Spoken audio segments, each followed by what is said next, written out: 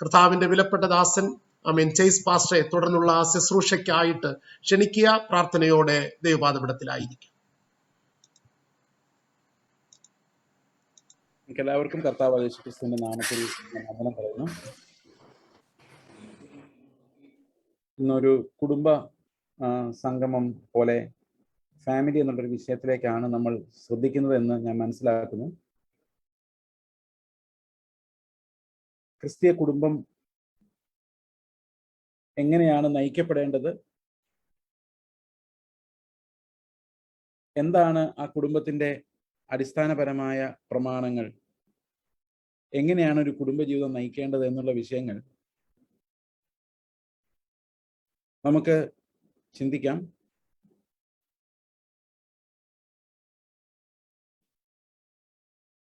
നമുക്ക് സാധാരണഗതിയിൽ കുടുംബം എന്ന് പറയുമ്പോൾ നമുക്കറിയാം ആദവും ഹൗവയുമാണ് ആദ്യത്തെ കുടുംബം. ദൈവമാണ് ആ കുടുംബം സ്ഥാപിച്ചത് എന്നൊക്കെ നമ്മൾ എപ്പോഴും കേൾക്കുന്നതാണ്. ദൈവത്തിന് ആദം ഒറ്റയ്ക്കിരിക്കുന്നത് നല്ലതല്ല എന്ന് തോന്നി ആദമിന് ഹൗവയെ കൊടുത്തു എന്ന് നമുക്കറിയാം. അതുപോലെ ദൈവം സ്ഥാപിച്ച വേറൊരു ഇൻസ്റ്റിറ്റ്യൂഷനാണ് സഭ.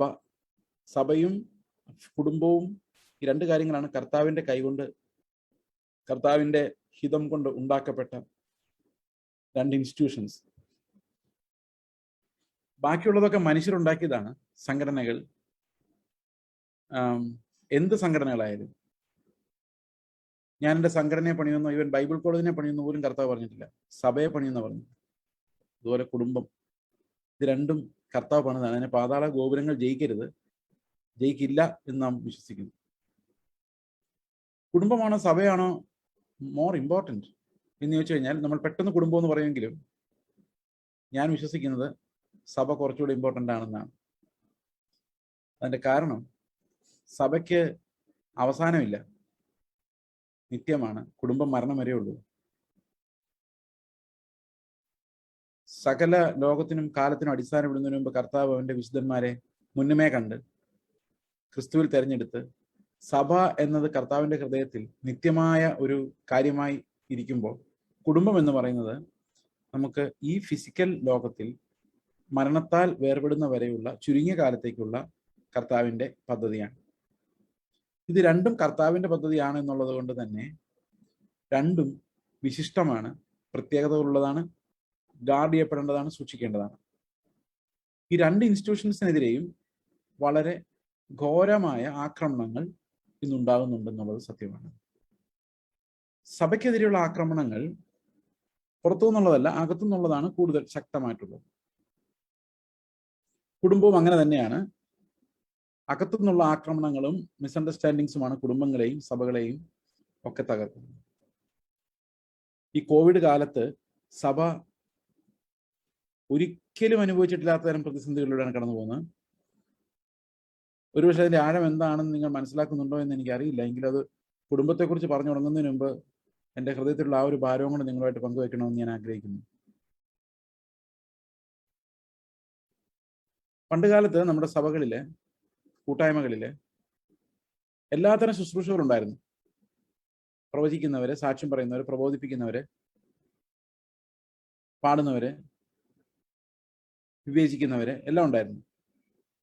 ഇന്ന് ആത്മാവിന്റെ ശുശ്രൂഷകൾക്ക് പകരം ആളുകൾ സ്റ്റേജിൽ നിന്ന് കഴിവുള്ളവർ നല്ല ഇൻസ്ട്രുമെന്റ്സ് വെച്ച് പാടുന്നു, പാസ്റ്റർ പ്രസംഗിക്കുന്നു. സാമാന്യ ജനം വന്ന് നിന്ന് കണ്ട് സ്വത്രയാഴ്ചയിട്ട് മടങ്ങുന്നു.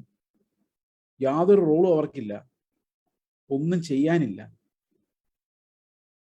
നമ്മുടെ പഴയ സുറിയാനി സഭകൾ പോലെ വന്നും നിന്നും കണ്ടും പോയും വീണ്ടും വന്നും നിന്നും കണ്ടും പോയും ഒന്നും ചെയ്യാനില്ലാതെ, ആത്മാവിൻ്റെ ഒരു കൂട്ടായ്മയില്ലാതെ ഒന്നും ചെയ്യാൻ പറ്റാത്ത നിസ്സഹായ അവസ്ഥ, സഭയുടെ എല്ലാ അവയവങ്ങളും ഫങ്ഷൻ ചെയ്യാത്തൊരവസ്ഥ ഇന്നുണ്ട്. അതിപ്പോൾ വീട്ടിലെ സഭയെന്ന് പറഞ്ഞുകൊണ്ട് TV-യിലൂടെ വന്നതോടുകൂടി പല്ല് തേക്കുക പോലും ചെയ്യാതെ, കട്ടിലിൽ എഴുന്നേൽക്കുക പോലും ചെയ്യാതെ, എൻ്റെ അടുത്തിരിക്കുന്ന സഹോദരന് വിശക്കുന്നുണ്ടോ എന്ന് അന്വേഷിക്കേണ്ട ബാധ്യത പോലും ഇല്ലാതെ,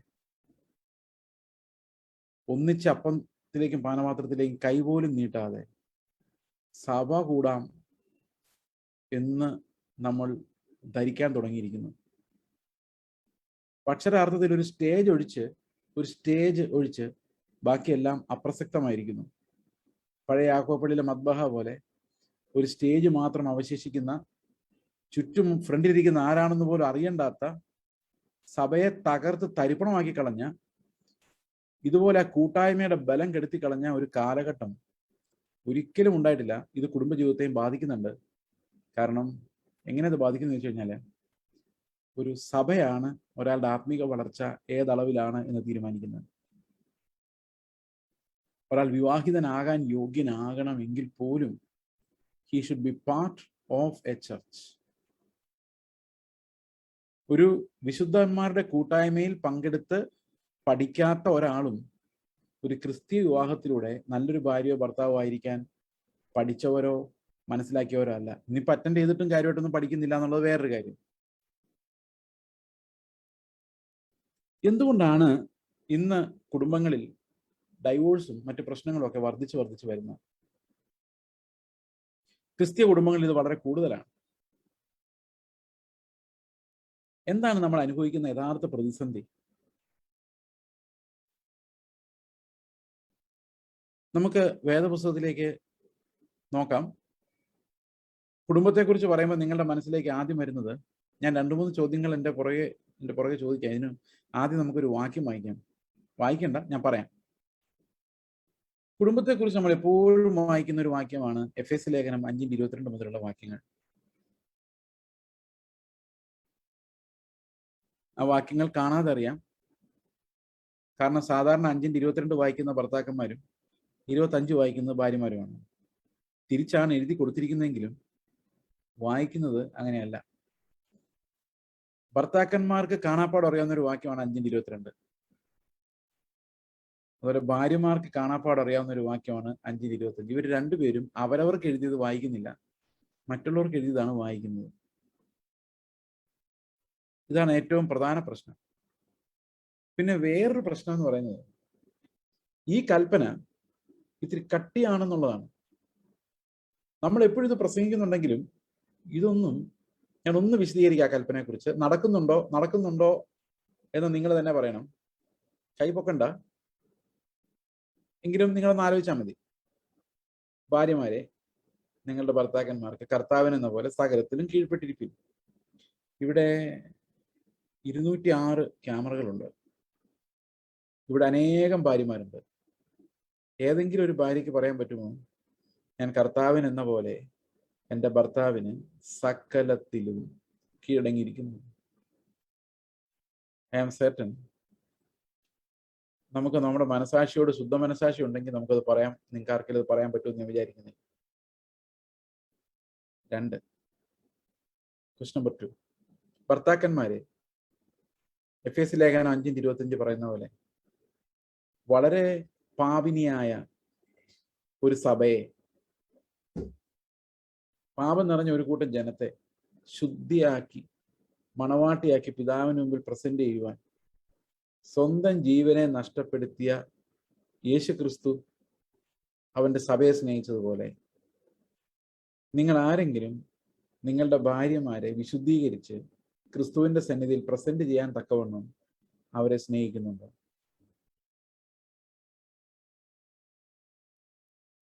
ആരും ഒന്നും മിണ്ടുന്നില്ല. മൗനം സമ്മതം എന്ന് പറഞ്ഞ പോലെ ഇത് രണ്ടും നടപ്പുള്ള കാര്യമല്ല എന്ന് നമുക്ക് മനസ്സിലാവുന്നതാണ്. പക്ഷെ എന്നാലും എല്ലാ കല്യാണത്തിനും നമ്മൾ ഇത് പ്രസംഗിക്കുന്നു. കല്യാണം കഴിക്കാൻ വേണ്ടി നിൽക്കുന്ന ചെറുക്കനും പെണ്ണും വിചാരിക്കുന്നു, ഞങ്ങൾ എന്തായാലും ഇത് അനുസരിക്കും. അവരുടെ വിചാരം പാസ്റ്റർമാർ ഇതൊക്കെ ചെയ്യുന്നുണ്ടെന്നാണ്. അതുകൊണ്ട് അവർ വിചാരിക്കും, ഞങ്ങൾ എന്തായാലും ഇന്ന് മുതൽ ലോകത്തിലെ ഏറ്റവും നല്ല ഭാര്യയും ഏറ്റവും നല്ല ഭർത്താവുമായിരിക്കും. ഞങ്ങൾ തമ്മിൽ ഒരിക്കലും വഴക്കുണ്ടാക്കില്ല, ഒരിക്കലും സ്നേഹമില്ലാതിരിക്കില്ല, ഒരിക്കലും പിണങ്ങിയിരിക്കില്ല. ഇങ്ങനെയൊക്കെ വലിയ വലിയ തീരുമാനങ്ങൾ എടുത്താണ് ഈ വഴക്കുണ്ടാക്കുന്ന ഭാര്യയും ഭർത്താവും എല്ലാം കല്യാണം കഴിച്ചത്. പക്ഷെ കുറച്ച് കഴിയുമ്പോൾ മനസ്സിലാവും, ഇതൊന്നും ഉദ്ദേശിച്ചതുപോലെ അല്ല. ഈ കൽപ്പനകളൊന്നും നമ്മുടെ പിടിയിൽ ഒതുങ്ങുന്നതല്ല. ഇതൊന്നും ആരും അനുസരിക്കുന്നുമില്ല. അപ്പോൾ കുടുംബം എന്ന് പറയുന്നതിന്റെ ആശയം തന്നെ ഒരു വലിയ പ്രതിസന്ധിയാണ് നേരിടുന്നത്. ഇന്ന് കുടുംബത്തിനെതിരെയുള്ള വേറൊരു വലിയ വെല്ലുവിളി, ഇത് നിങ്ങൾ വിശ്വസിച്ചാലും ഇല്ലെങ്കിലും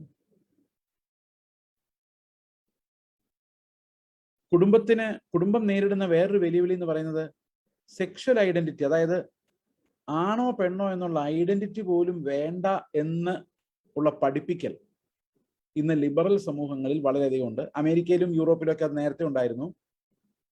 എന്നാൽ കേരളത്തിൽ നമ്മുടെ എറണാകുളത്ത് ഒരു കോളേജിൽ പഠിക്കുന്ന ഒരു കുട്ടി അനുഭവിച്ച ഒരു ക്രൈസിസ്, അവരുടെ ഞങ്ങളുടെ ഫെലോഷിപ്പിലുള്ള കുട്ടിയാണ്. അവരുടെ കോളേജിൽ നടക്കുന്ന സെമിനാറുകൾ മുഴുവൻ ജെൻഡർ ഇക്വാലിറ്റി മാത്രമല്ല, ജെൻഡർ ഐഡന്റിറ്റി ആവശ്യമില്ല. അതായത് നിങ്ങൾ സ്ത്രീയാണോ പുരുഷനാണോ എന്നുള്ളത് പ്രശ്നമല്ല. നിങ്ങൾക്കൊരു സ്ത്രീയുടെ കൂടെ ജീവിക്കുന്നതാണോ പുരുഷന്റെ കൂടെയാണോ ജീവിക്കുന്നതാണോ ഇഷ്ടം നിങ്ങൾ തീരുമാനിക്കും. അത് ഫ്രീഡമാണ്. നിങ്ങളുടെ പ്ലഷറാണ് പ്രധാനം. അപ്പൊ കുഞ്ഞുങ്ങൾ ഉണ്ടാകുന്നത് അത് ലബോറട്ടറിയിൽ ടെസ്റ്റ് ട്യൂബിൽ ഉണ്ടാക്കാമല്ലോ. So the concept of family is eradicated. ഇത് കേരളത്തിൽ നടന്ന കാര്യമാണ്. ഇപ്പൊ ഈ കുട്ടി ഒബ്ജക്റ്റ് ചെയ്തിട്ട് ആ കുട്ടിയുടെ ചോദ്യം, എന്തുകൊണ്ടാണ് എൻ്റെ വ്യൂ തിരിച്ചുള്ള ഒരു വ്യൂ, കുടുംബം വേണം, ഇതൊരു കാത്തലിക് കോളേജ് എന്ന് വിചാരിക്കണം, ഒരു കുടുംബം വേണം, ഒരു ജെൻഡർ ഐഡന്റിറ്റി ആവശ്യമാണ് എന്നുള്ളൊരു വ്യൂ പോയിന്റ് പ്രസന്റ് ചെയ്യാൻ ഒരവസരം പോലും ഇല്ലാത്തത്. അങ്ങനെ ഒരു അവസരമേ ഇല്ല. അതായത് ലോകം മുഴുവൻ ഇപ്പൊ ഫീഡ് ചെയ്തപ്പെട്ടുകൊണ്ടിരിക്കുന്നത് ഈ ലിബറലിസമാണ്. പതുക്കെ കുടുംബങ്ങൾ അപ്രസക്തമായിക്കൊണ്ടിരിക്കുന്നു. എന്തിനാണ് കല്യാണം കഴിക്കുന്നത് എന്നുള്ള ചോദ്യം ഉണ്ടായി വരുന്നു. ഇതിനൊന്നും ഒരു ഇമ്പോർട്ടൻസ് ഇല്ലാതെ, സഭയ്ക്ക് ഇമ്പോർട്ടൻസ് ഇല്ലാതായത് ഞാൻ കാണിച്ചല്ലോ ആദ്യം. സഭ അപ്രസക്തമായിക്കൊണ്ടിരിക്കുന്ന ഒരു കാലഘട്ടമാണിത്. ഇപ്പൊ പലരും ചിന്തിക്കാൻ തുടങ്ങി, നമുക്ക് യൂട്യൂബ് ഉണ്ടല്ലോ, എന്തിനാണ് ഈ ചർച്ചിൽ പോയി കഷ്ടപ്പെടുന്നത്, പിന്നെ ഒരേ പ്രസംഗം തന്നെ പിന്നെയും കേൾക്കണം, ഒരേ പാട്ട് തന്നെ പിന്നെയും കേൾക്കണം, ഇതിപ്പോ മാറി മാറി കേൾക്കാം. പതുക്കെ വീട്ടിലിരുന്നാൽ മതി എന്നൊരു ചിന്ത, ഈ സഭയെല്ലാം പ്രശ്നമാണ് എന്നുള്ളൊരു ചിന്ത ആളുകളെ ഭരിച്ച പോലെ തന്നെ കുടുംബവും ബാധ്യതയാണ് എന്ന് ചിന്തിക്കുന്ന ഒരു കാലഘട്ടം നമ്മുടെ യൗവനക്കാരുടെ ഇടയിൽ വർദ്ധിച്ചു വരികയാണ്. ഈ ഒരു ചിന്താഗതിക്കെതിരെ നമ്മൾ നല്ല പോരാട്ടം പോരാടേണ്ടത് ആവശ്യമായി വന്നിരിക്കുകയാണ് ക്യാമ്പസുകളിലൊക്കെ. കാരണം they are indoctrinated at a very young age. അപ്പോൾ കുടുംബം എന്ത് പ്രാധാന്യമുള്ളതാണ്, എന്താണ് ഒരു കുടുംബത്തിന്റെ ഇമ്പോർട്ടൻസ് എന്നും അത് എന്തുകൊണ്ടാണ് കർത്താവ് ഇതിന് ഇത്രയും പ്രാധാന്യം കൊടുത്തതെന്നും നമ്മൾ മനസ്സിലാക്കേണ്ടത് ആവശ്യമാണ്. നമുക്ക് എപ്പോഴും ഉണ്ടാകുന്ന ഒരു സംശയം, എന്തുകൊണ്ടാണ് ഈ ക്രിസ്ത്യൻ കുടുംബങ്ങളിൽ വഴക്കുണ്ടാകുന്നത്? ക്രിസ്ത്യാനികൾ എന്തുകൊണ്ടാണ് ഡൈവോഴ്സിലോട്ട് പോകുന്നത്? ഹിന്ദുക്കളും മറ്റു മതങ്ങളിലുള്ളവരൊക്കെ എത്ര സന്തോഷമായിട്ട്, ഒരു കർത്താവ് പോലും ഇല്ലെങ്കിലും ഭയങ്കര സന്തോഷമായിട്ട് നടക്കുന്നു. കണ്ടിട്ടില്ലേ? ശ്രദ്ധിച്ചിട്ടുണ്ടോ നിങ്ങളത്? ഒത്തിരി പേരും ഈ ഹൈന്ദവരുടെ ഇടയിൽ നടക്കുന്നതിനേക്കാൾ കൂടുതൽ ഡൈവോഴ്സാണ് ഇപ്പം ക്രിസ്ത്യാനികളിൽ നടക്കുന്നത്. അതെന്തുകൊണ്ടാണ് അങ്ങനെ സംഭവിക്കുന്നത്? ഈ ചോദ്യങ്ങളുടെ ഉത്തരം കണ്ടെത്താൻ നമ്മൾ ശ്രമിക്കുകയാണ്. നമ്മുടെ കുടുംബ ജീവിതത്തിന് എത്ര പ്രാധാന്യമാണ്, അത് എങ്ങനെയാണ് നടക്കേണ്ടതെന്നുള്ള കാര്യം നമുക്ക് ദൈവവചനത്തിന്റെ അടിസ്ഥാനത്തിൽ ചിന്തിക്കാൻ ശ്രമിക്കാം. ചോദ്യം ഞാൻ പറഞ്ഞല്ലോ, 2-3 ചോദ്യങ്ങൾ ഞാൻ കരുതി വെച്ചിട്ടുണ്ടെന്ന്. 2 ചോദ്യം ചോദിച്ചതുപോലും അറിഞ്ഞില്ല അല്ലെ. 5-22 അനുസരിക്കുന്നവർ ആരെങ്കിലും ഉണ്ടോ എന്നുള്ളതായിരുന്നു ആദ്യത്തെ ചോദ്യം. 5-25 അനുസരിക്കുന്ന ആരെങ്കിലും ഉണ്ടോ എന്നുള്ളതായിരുന്നു രണ്ടാമത്തെ ചോദ്യം. ഇനി മൂന്നാമത്തെ ചോദ്യം, എന്തിനാണ് ആദമിന് ഒരു തുണയായിട്ട് ഹവ്വയെ സൃഷ്ടിച്ചത്? ഈ ചോദ്യം ചോദിക്കുമ്പം നിങ്ങളുടെ ഉള്ളിൽ പെട്ടെന്ന് വരുന്ന ഉത്തരം, ഒറ്റയ്ക്കിരുന്നാൽ ആൾക്കാർ വഷളായി പോകും, എപ്പോഴും കൂടെ ഒരാൾ വേണം, അല്ലെ നമ്മൾ ഒറ്റയ്ക്ക് ഇരിക്കുമ്പോൾ നമ്മൾ പാപം ചെയ്യാൻ സാധ്യതയുണ്ട്. പക്ഷെ നിങ്ങളൊന്ന് ആലോചിക്കുക, ഈ ഹവ്വ വന്നില്ലായിരുന്നെങ്കിൽ ചിലപ്പോൾ ആദം പാപം ചെയ്യത്തില്ല. ഇവിടെ ഹവ്വയെ കൂടെ കിട്ടിയപ്പോഴാണ് ആദം പാപം ചെയ്തത്. അപ്പൊ ആ ആർഗ്യുമെന്റ് നടപ്പില്ല.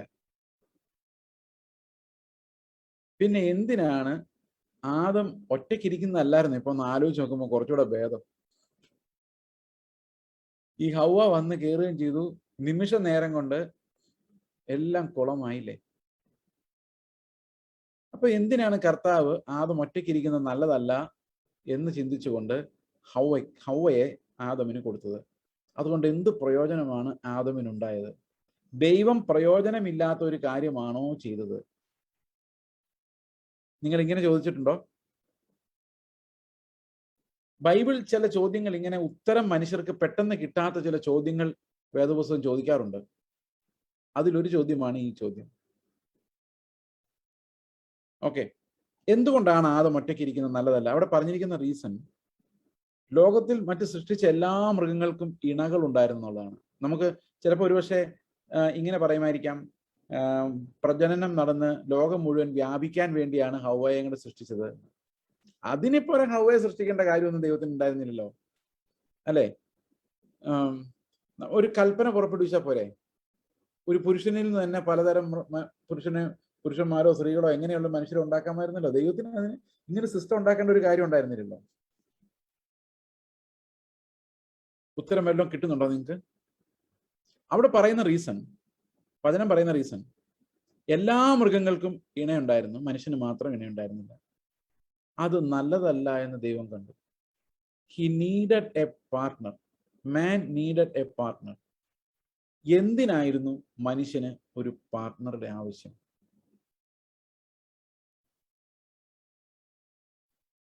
ഒരു വിശ്വാസി എന്തിനാണ് കല്യാണം കഴിക്കുന്നത്? ഞാൻ അവിശ്വാസികളുടെ കാര്യം അവർക്ക് പല ഉദ്ദേശങ്ങൾ കാണും. പക്ഷെ ഒരു വിശ്വാസി കല്യാണം കഴിക്കുന്നതിന്റെ ഉദ്ദേശം എന്താണ്? അവരുടെ കുടുംബത്തിന്റെ ഫൗണ്ടേഷൻ എന്താണ്? എന്തിനാണ് ആദം കല്യാണം കഴിച്ചത്? ഒരു ഇണയുടെ ആവശ്യം എന്തായിരുന്നു?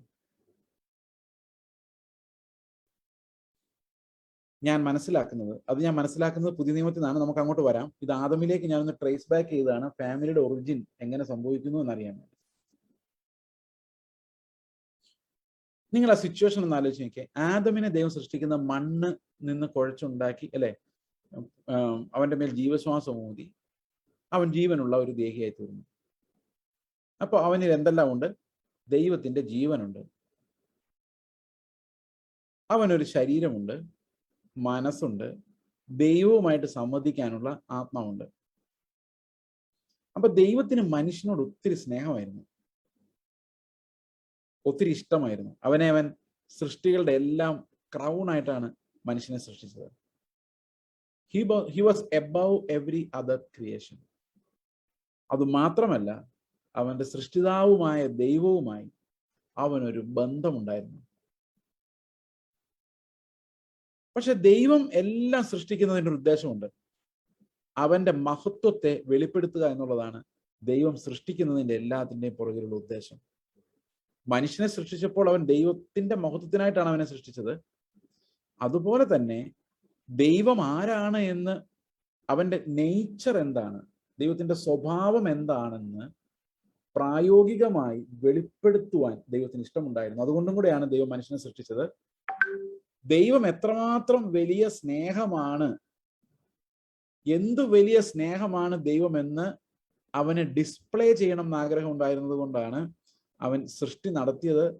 അവന്റെ സ്വഭാവത്തെയാണ് സൃഷ്ടി വെളിപ്പെടുത്തുന്നത്. ആദം ദൈവവുമായി എൻജോയ് ചെയ്തൊരു വലിയ സ്നേഹത്തിന് നടുവിലായിരുന്നു ആദം സൃഷ്ടിക്കപ്പെട്ടത്.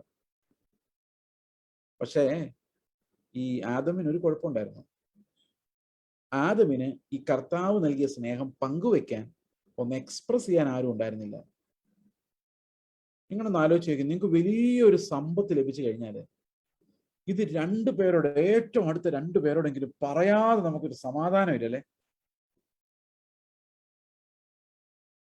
അപ്പൊ കർത്താവിൽ നിന്ന് ലഭിച്ച ഇത്രയും വലിയ ആത്മീക ധനം പങ്കുവെക്കും തോറും വർദ്ധിക്കുന്ന ഒരു ആത്മീക ധനമാണ് കർത്താവ് ആദമിന് നൽകിയത്.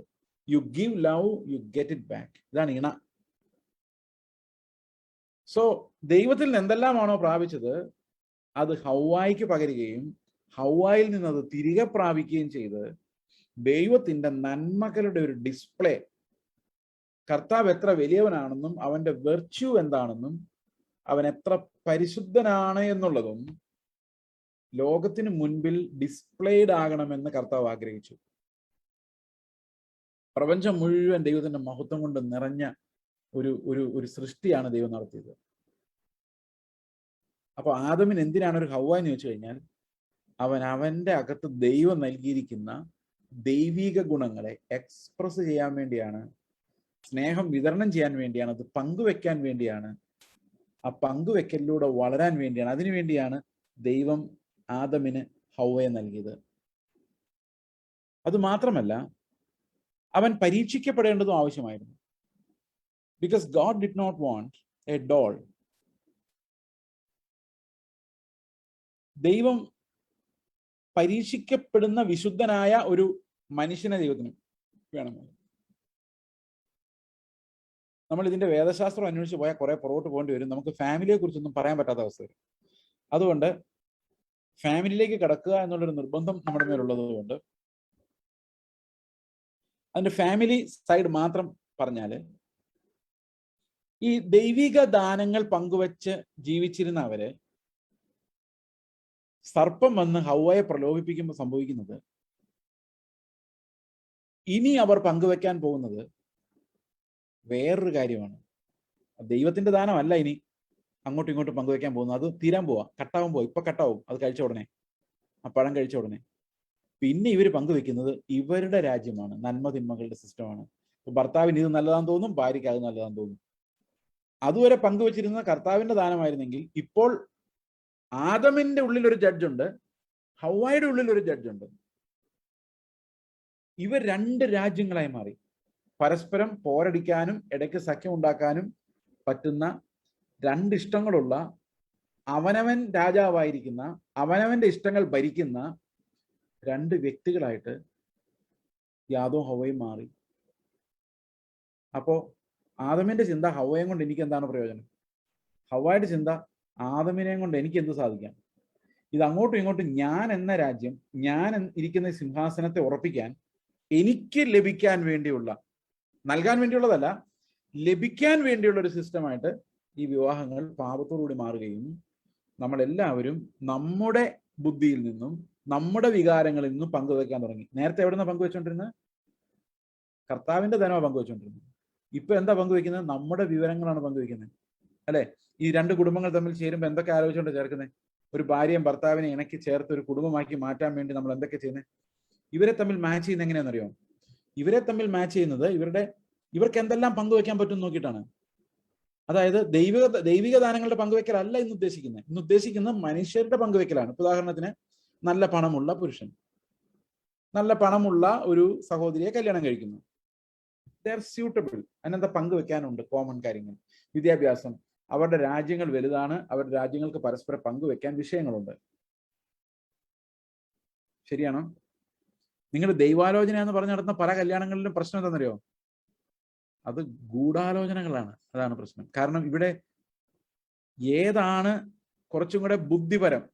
ഇപ്പൊ എന്റെ മകളെ കല്യാണം കഴിക്കണമെങ്കിൽ ദൈവഭക്തിയുള്ള ഒരാളെ അല്ല ഞാൻ അന്വേഷിക്കുന്നത്, ദൈവത്തിന്റെ ദാനങ്ങളെ പങ്കുവെക്കാൻ പറ്റുന്ന ഒരാളെ അല്ല അന്വേഷിക്കുന്നത്, ജഡികമായ ദാനങ്ങളെ പങ്കുവെക്കാൻ പറ്റിയ ഒരാളെയാണ് അന്വേഷിക്കുന്നത്. Whole premise is wrong. കാരണം ആദം ഹൗവയ്ക്ക് കൊടുത്തതും ഹൗവ ആദമിന് കൊടുത്തതും അല്ല നമ്മൾ പ്രതീക്ഷിക്കുന്നത്.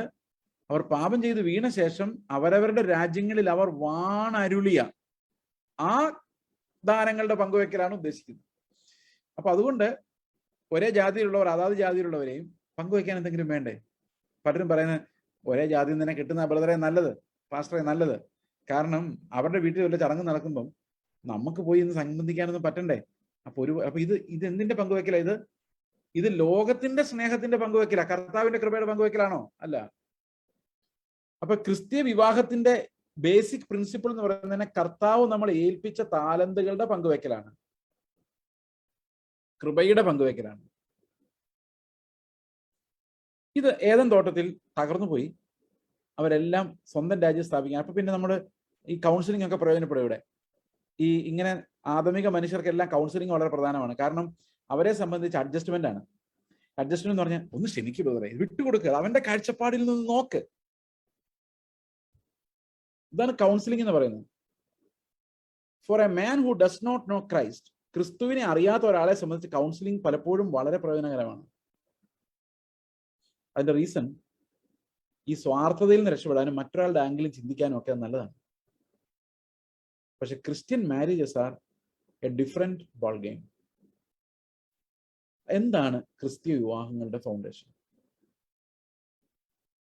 നമുക്കിത് മനസ്സിലാക്കാൻ എന്തിനാണ് നമ്മൾ കല്യാണം കഴിക്കുന്നത് എന്നുള്ള ചോദ്യത്തിലേക്കാണ് ഞാൻ വരുന്നത്. ഈ ക്രിസ്തീയ വിവാഹത്തെക്കുറിച്ച് എനിക്കൊരു ഔട്ട്ലുക്ക് ഉണ്ടാകുന്നത് 2008 2008 ഞങ്ങളുടെ ഞാൻ ആന്ധ്രാപ്രദേശിലായിരിക്കുമ്പോൾ അവിടുത്തെ ചർച്ചിൽ ഒരു കല്യാണം നടന്നു. അപ്പൊ വില്ലേജിൽ വെച്ചായിരുന്നു കല്യാണം. അപ്പൊ വില്ലേജിലെ പാസ്റ്റേഴ്സ് ഒത്തിരി വലിയ ആൾക്കൂട്ടുണ്ട്, 1000-ഓളം പേരുണ്ട്. അപ്പൊ ഞാൻ പ്രസംഗിക്കണം എന്നാണ് പ്രതീക്ഷിക്കുന്നത്. ഞാൻ ഏറ്റവും പുറകിലത്തെ ബെഞ്ചിൽ ഇരിക്കുകയാണ്. എനിക്ക് ഈ സ്റ്റേജിൽ കയറി ഇരിക്കാന്ന് പറയുന്നത്, പ്രത്യേകിച്ചും കല്യാണ ചടങ്ങിനിടയ്ക്ക് പോയി ഇരിക്കാന്ന് പറയുന്നത്, ആൾക്കാർ ഈ ചെറുക്കനെ പെണ്ണിനെ നോക്കുന്നതിന് പകരം കുറെ കുടവയറന്മാരായ ഞങ്ങളെപ്പോലുള്ള ആൾക്കാരെ നോക്കിയിരിക്കേണ്ട ഒരു അവസ്ഥ വരുന്നത്. അതുകൊണ്ട് ഞാൻ ഏറ്റവും പുറകിൽ പോയി കല്യാണ ചടങ്ങിൽ പ്രത്യേകിച്ചും എനിക്ക് ഈവൻ ഏത് ഗ്രൗണ്ടിലാണെങ്കിലും പുറകിൽ ഇരിക്കുന്ന എനിക്ക് സന്തോഷം. ഞാൻ ഏറ്റവും പുറകിലിരിക്കുകയാണ്. അപ്പം എനിക്കാണെങ്കിൽ തെലുങ്കിൽ ഇങ്ങനെ പബ്ലിക് ഓഡിയൻസിനോട് പ്രസംഗിക്കാനുള്ള ധൈര്യമൊന്നുമില്ല. അപ്പൊ ഞാൻ ഇംഗ്ലീഷിൽ പറയും. അപ്പം ഒരു സഹോദരനെ ട്രാൻസ്ലേറ്റ് ചെയ്യും. അപ്പൊ ഞാൻ ഏറ്റവും ബാക്കിൽ ഇങ്ങനെ ഇരിക്കുകയാണ്. അപ്പൊ ട്രാൻസ്ലേറ്റ് ചെയ്യുന്ന സഹോദരൻ്റെ അടുത്ത് ഒന്ന് ഇരിപ്പുണ്ട്. ദേവനോട് ചോദിച്ചു, പാസ്റ്റർ എന്താ പ്രസംഗിക്കാൻ പോകുന്നത്? ഞാൻ പറഞ്ഞു, ബ്രദർ, ഒരു വലിയ പ്രോബ്ലം ഉണ്ട്. എനിക്ക് മനസ്സ് ബ്ലാങ്ക് ആണ്, ഒന്നും എൻ്റെ ഓർമ്മയിൽ വരുന്നില്ല. ആകെ ഓർമ്മ വരുന്നത് അവർ ഒരു ശരീരമായി തീരുന്നുള്ളൊരു വാക്യം മാത്രമാണ്. എനിക്ക് എന്താണ് പറയേണ്ടത്? അപ്പൊ പുള്ളി പറയും, 40 മിനിറ്റാണ് പ്രസംഗം വെച്ചിരിക്കുന്നത്, എന്ത് പറയും? ഞാൻ പറഞ്ഞു, എനിക്ക് ഒരു പിടിയും കിട്ടുന്നില്ല, എന്ത് പറയുമെന്ന്. ഒന്നും എൻ്റെ വായിലില്ല, മനസ്സിലില്ല, പേപ്പറിലില്ല, ഒന്നുമില്ല. ഞാനിങ്ങനെ, അപ്പൊ ഈ പാട്ട് കഴിഞ്ഞാൽ പ്രസംഗമാണ്. അപ്പം രണ്ടും കൽപ്പിച്ച് എഴുന്നേറ്റ് സ്റ്റേജിലേക്ക് നടക്കുക. എനിക്കൊന്നും ഓർമ്മ വരുന്നില്ല. പലതും ഇങ്ങനെ മനസ്സിൽ കരുതുക, വണ്ടി വരുന്ന വഴിക്ക് ഇതെല്ലാം പറയണം എന്നൊക്കെ ഓർത്തിനു. ആ പേപ്പറും കാണുന്നില്ല. എന്തൊക്കെ കുറിച്ച് വെച്ചൊരു പേപ്പർ ഉണ്ടായിരുന്നു അന്ന്, അതും കാണുന്നില്ല. ഞാൻ ഇങ്ങനെ സ്റ്റേജിലോട്ട് നടക്കുന്ന സമയത്ത് കർത്താവ് എന്നോടൊരു ചോദ്യം ചോദിച്ചു. ഞാൻ പറയുന്ന അതുപോലെ പറയാൻ നീ തയ്യാറാണ്? ഞാൻ പറഞ്ഞു, ഓക്കെ, അതുപോലെ.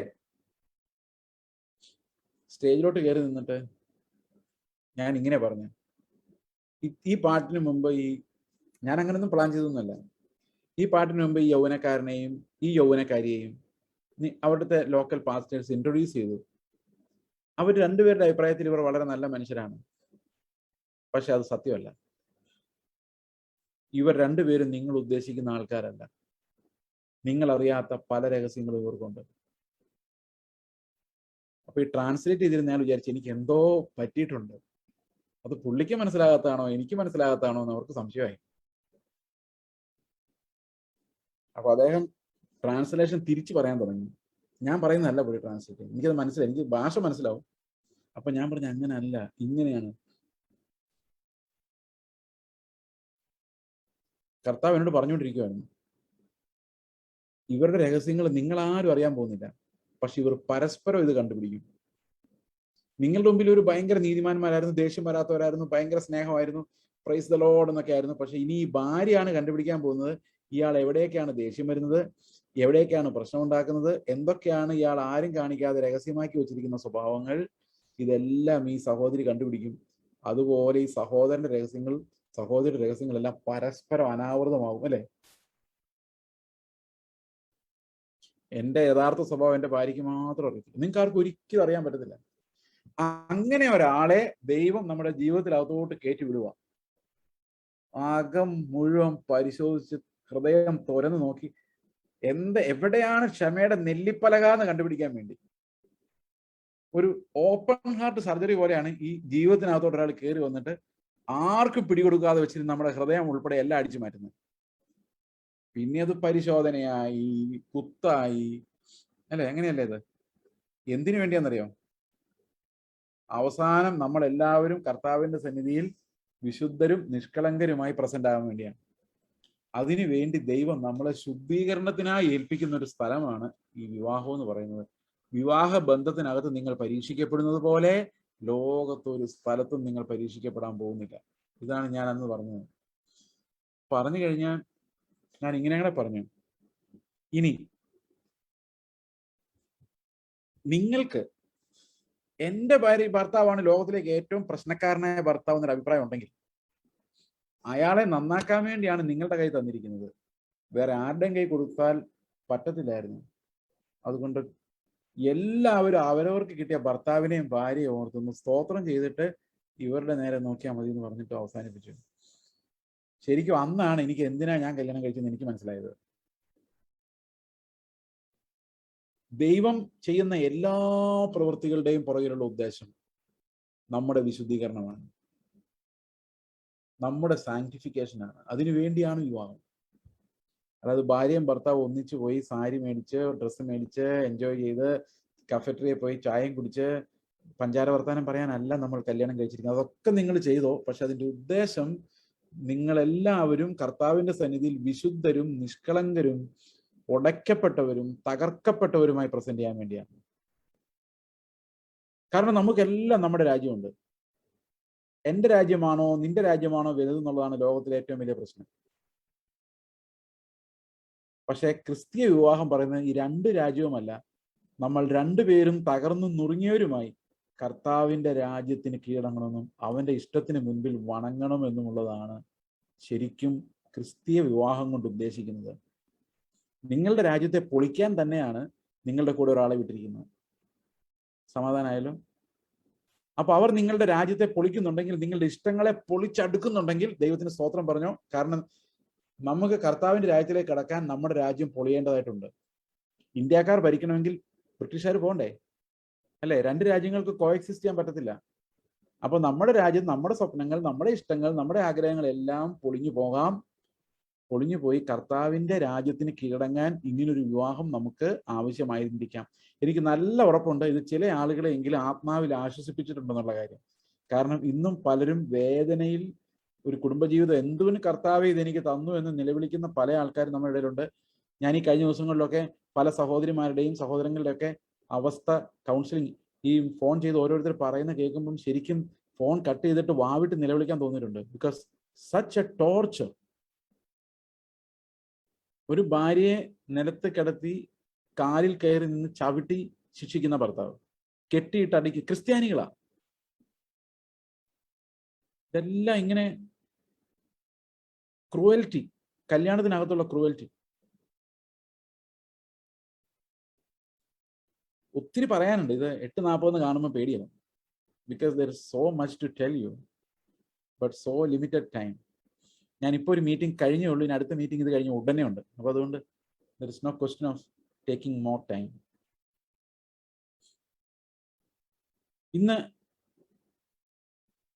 വിവാഹ ബന്ധങ്ങൾക്ക് അകത്ത് അനുഭവിക്കപ്പെടുന്ന ടോർച്ചർ, പെർസിക്യൂഷൻ, ഇതെല്ലാം നമുക്ക് കല്യാണം എന്തിനാണെന്നുള്ളതിൽ നിന്നുള്ള തെറ്റിദ്ധാരണയിൽ നിന്നുണ്ടാകുന്നതാണ്.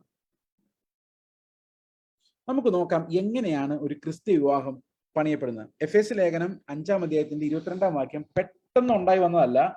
അത് എഫേസ്യർ 1 മുതലുള്ള പരാമർശങ്ങളുടെ ഒരു കൺക്ലൂഷനാണ്. അതെന്താണെന്ന് നമുക്ക് നോക്കാം. ഇത് കുറച്ചു നേരം നിങ്ങൾ ആ ഫാമിലി എന്നുള്ള കൺസെപ്റ്റിൽ നിന്ന് ഒരു ബ്രേക്ക് എടുക്കണം. അതിന്റെ ആത്മീക തത്വങ്ങൾ, ഒരു കുടുംബത്തിലൂടെ സംഭവിക്കേണ്ട വിശുദ്ധീകരണത്തിന്റെ തത്വങ്ങൾ എന്താണെന്ന് മനസ്സിലാക്കാൻ വേണ്ടിയാണ്. ഓക്കെ, നമ്മൾ അപ്പോസ്തലിക ഉപദേശം എന്താണെന്ന് ചിന്തിക്കുമ്പോൾ നമുക്കറിയാം അടിസ്ഥാന പ്രമാണങ്ങൾ: മാനസാന്തരം, സ്നാനം, ആത്മാവിനെ പ്രാപിക്കുക, വേർപെടുക. 8 വരും കേട്ടോ. വേർപെടുക, അപ്പോസ്തലന്മാരുടെ ഉപദേശം കേൾക്കുക, കൂട്ടായ്മ ആചരിക്കുക, അപ്പം നുറുക്കുക, പ്രാർത്ഥന കഴിക്കുക. എനിക്കെങ്ങനെ 8 കിട്ടിയത്? നിങ്ങൾ വേർപാട് കൂട്ടാറില്ല അല്ലെ? ഈ വക്രതയുള്ള തലമുറയിൽ നിന്ന് വേർപെടുവിൻ, അല്ലെ, രക്ഷിക്കപ്പെടുവിൻ. അതുകൊണ്ട് 8 വിചാരിച്ചു. ഓക്കെ, ഇതിൽ ആദ്യത്തെ 4 എന്ന് പറയുന്നത് അപ്പോസ്തല പ്രവൃത്തികളാണ്. ആളുകൾ മാനസാന്തരപ്പെടുന്നു, സ്നാനപ്പെടുന്നു, ആത്മാവിനെ പ്രാപിക്കുന്നു, വേറിട്ട സഭകൾ ഉണ്ടാകുന്നു. That's acts of the apostles. അത് കഴിഞ്ഞാൽ 5-ാമത്തേത് അപ്പോസ്തലന്മാരുടെ ഉപദേശം കേൾക്കുക എന്നുള്ളതാണ്. ആ ഉപദേശം എവിടെയാണ് ഉള്ളത്? അപ്പോസ്തല പ്രവൃത്തിയിൽ കഴിഞ്ഞാൽ ഉടനെ. പ്രവൃത്തിയിൽ കഴിഞ്ഞാൽ ഉടനെ ഉപദേശമാണ്. റോമാലേഖനം മുതൽ യൂദായുടെ ലേഖനം വരെ ഉപദേശങ്ങളാണ്, അപ്പോസ്തലന്മാരുടെ teaching, doctrines of the apostles. അപ്പൊ നമ്മൾ എപ്പോഴും കേൾക്കേണ്ടത് എന്താണ്? പഴയ നിയമത്തിലെ കഥകളല്ല, അത് കേൾക്കണം, ഷുവർലി, തീർച്ചയായിട്ടും അത് നമ്മൾ കേൾക്കണമെങ്കിലും സഭയിൽ നമ്മൾ അത്യാവശ്യമായിട്ടും അടിസ്ഥാനപരമായിട്ട് പഠിക്കേണ്ടത് ഈ അപ്പോസ്തലന്മാരുടെ ഉപദേശമാണ്. അതാണ് സഭയുടെ ഫൗണ്ടേഷൻ. റോമാലേഖനം മുതൽ യൂദായുടെ ലേഖനം വരെ എഴുതിയിരിക്കുന്ന ഉപദേശ രൂപം. ആ ഉപദേശ രൂപത്തിലെ ഈ എഫേസ്യ ലേഖനത്തിന് ഒരു പ്രത്യേക പ്രാധാന്യമുണ്ട്. അതെന്തുകൊണ്ടാന്ന് വെച്ച് കഴിഞ്ഞാൽ റോമാലേഖനം 1 മുതൽ എഫേസ്യ ലേഖനം 3:15 വരെയുള്ള വാക്യങ്ങൾ, റോമർ, കൊരിന്ത്യർ, ഗലാത്യർ, എഫേസ്യർ 3-ാം അധ്യായത്തിന്റെ 15 വരെയുള്ള വാക്യങ്ങൾ ദൈവം നമുക്ക് തന്ന ദാനങ്ങളെ കുറിച്ചാണ് പറയുന്നത്. നീതീകരണത്തെ കുറിച്ചാണ്. ഒരു പാപിയെ എങ്ങനെയാണ് ദൈവം നീതീകരിക്കുന്നത്. കൊരിന്ത്യ ലേഖനത്തിൽ പല വിഷയങ്ങളുണ്ടെങ്കിൽ പോലും ഉപദേശപരമായിട്ട് നോക്കിക്കഴിഞ്ഞാൽ that one thing is discussed in the book of Romans, in the book of Galatians, in the book of Ephesians, until chapter 3, verse 15. എന്നാൽ 3:16 മുതലുള്ള വാക്യങ്ങൾ ഈ അനുഗ്രഹങ്ങൾ നമ്മൾ എങ്ങനെ വിനിമയം ചെയ്യുന്നു എന്നുള്ളതിനെ കുറിച്ചുള്ളതാണ്. ഇത് നമുക്ക് ഈ അനുഗ്രഹങ്ങളുടെ വിനിമയത്തിനുള്ള ഒരു മീൻസ് ആണ് കുടുംബം, വേറൊരു മീൻസ് ആണ് സഭ. എങ്ങനെയാണ് ഈ അനുഗ്രഹങ്ങളെ കർത്താവ് നമുക്ക് തന്ന അനുഗ്രഹങ്ങളെ നമ്മൾ വിതരണം ചെയ്യുന്നത്? മത്തായിയുടെ സുവിശേഷം 25-ാം അധ്യായം 14-ാം വാക്യം നമ്മൾ വായിക്കുമ്പോൾ, നമ്മൾ സാധാരണ എപ്പോഴും വായിക്കുന്ന ഒരു വാക്യമാണ്, കഥയാണിത്. ഒരു യജമാനൻ യാത്ര പോകുന്ന സമയത്ത് നമുക്കൊന്ന് വായിച്ചാലേ ശരിയാവുള്ളൂ, കാരണം നമ്മുടെ മനസ്സിലിരിക്കുന്ന പറഞ്ഞാൽ പോരാ. Let me read that. 14-ാം വാക്യം. ഒരു മനുഷ്യൻ പരദേശത്ത് പോകുമ്പോൾ ദാസന്മാരെ വിളിച്ച് തന്റെ സമ്പത്ത് അവരെ ഏൽപ്പിച്ചു. ഒരുവൻ 5 താലന്ത്, ഒരുവന് 2. നിങ്ങൾക്ക് അറിയാക്കാതെ നിങ്ങൾക്ക്. എഫേസ്യ ലേഖനത്തിലേക്ക് വരുമ്പോൾ ഈ കുടുംബജീവിതത്തെ കുറിച്ചാണ് പറഞ്ഞു വരുന്നത്. ഞാൻ പറഞ്ഞു ഒരു ഇത്തിരി ബ്രേക്ക് എടുക്കാൻ കാരണം കുടുംബജീവിതത്തിലെ വാക്യങ്ങളിലേക്ക് എത്താൻ വേണ്ടിയാണ്. ഈ വാക്യം 14-ാം വാക്യം, ഒരു മനുഷ്യൻ പരദേശത്ത് പോകുമ്പോൾ ദാസന്മാരെ വിളിച്ച് തന്റെ സമ്പത്ത് അവരെ ഏൽപ്പിച്ചു. നമ്മൾ ഈ ടാലന്റ് എന്നുള്ള വാക്ക് കേട്ട് ടാലന്റ് ആണെന്ന് തെറ്റിദ്ധരിക്കുന്നുണ്ട്. ഏത് ടാലന്റാ? ഈ മനുഷ്യരുടെ ടാലന്റ്, കഴിവുകൾ. അതല്ല, ദൈവം ഏൽപ്പിച്ചത് ആ കഴിവുകളല്ല.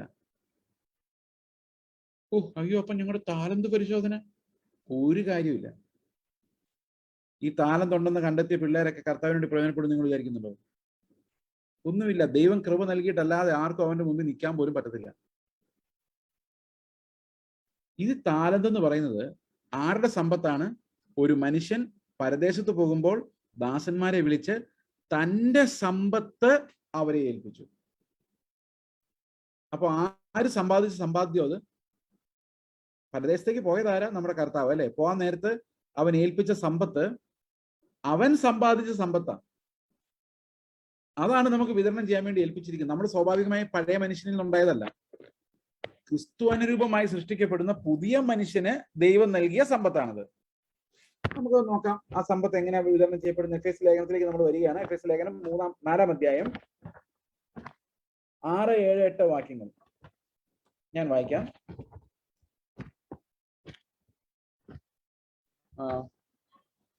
4-ാം അധ്യായം 7 മുതൽ വായിക്കാം. 7 മുതൽ. എന്നാൽ നമ്മിൽ ഓരോരുത്തരും ക്രിസ്തുവിന്റെ ദാനത്തിന്റെ അളവിനൊത്തോണം കൃപ ലഭിച്ചിരിക്കുന്നു. അതുകൊണ്ട് അവൻ ബദ്ധന്മാരെ പിടിച്ചുകൊണ്ടുപോയി ഉയരത്തിൽ കയറി മനുഷ്യർക്ക് ദാനങ്ങൾ കൊടുത്തു എന്ന് പറയുന്നു.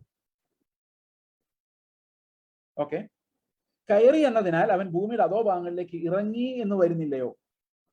ഇറങ്ങിയവൻ സകലത്തെയും നിറയ്ക്കേണ്ടതിന് സ്വർഗത്തിന് മീതെ കയറിയവനും ആകുന്നു. ഈ വാക്യം നമ്മൾ എന്താ പഠിപ്പിക്കുന്നത്? അതായത് ദൈവം നമുക്ക് നൽകിയ ഒരു സമ്പത്തുണ്ട്. ആ സമ്പത്ത് കർത്താവിന്റെ അധ്വാനമാണ്.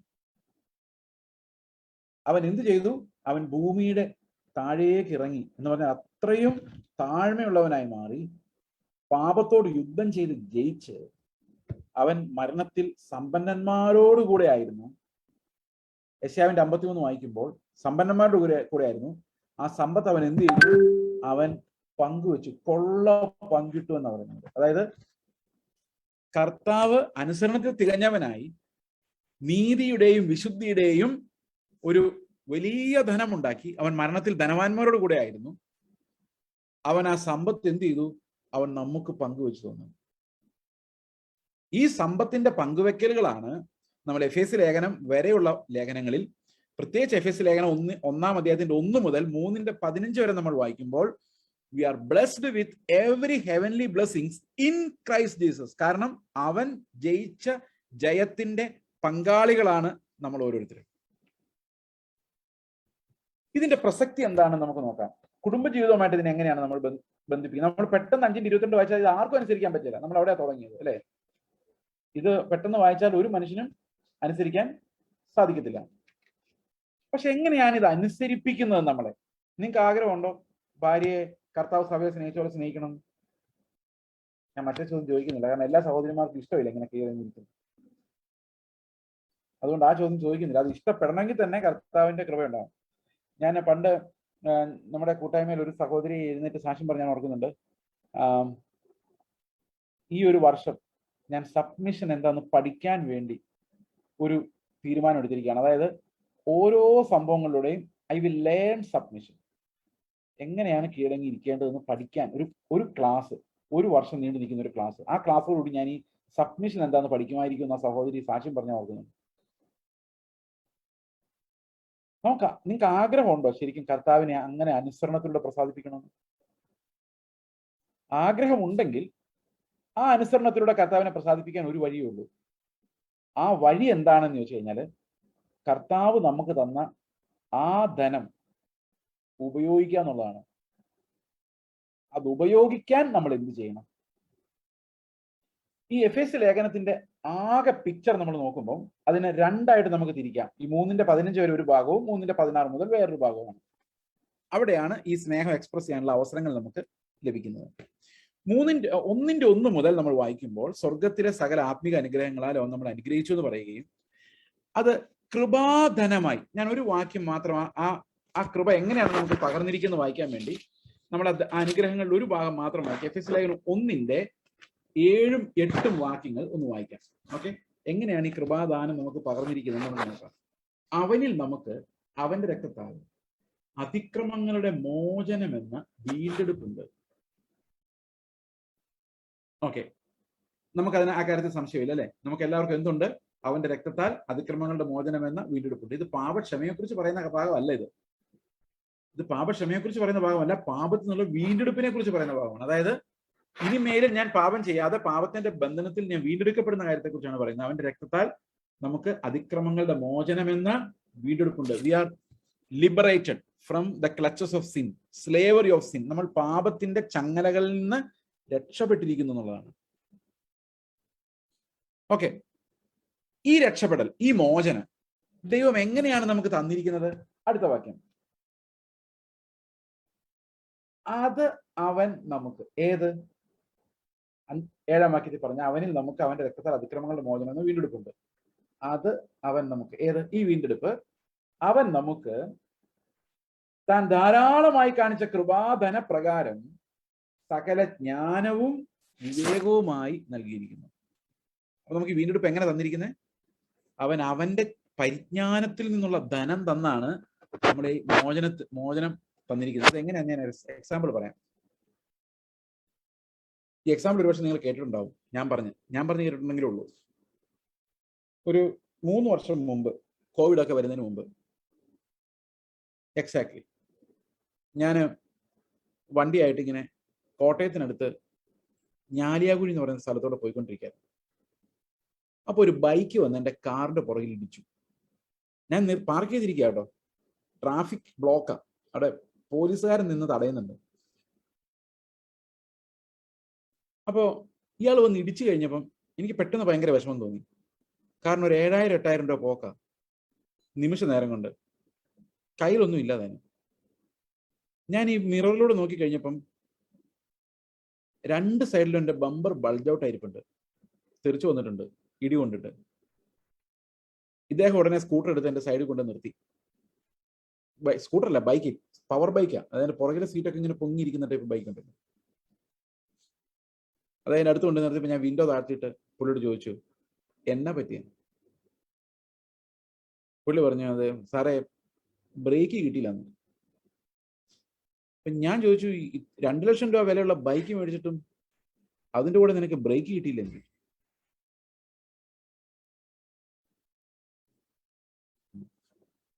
ബ്രേക്ക് കിട്ടില്ലെന്ന് ചോദിച്ചു.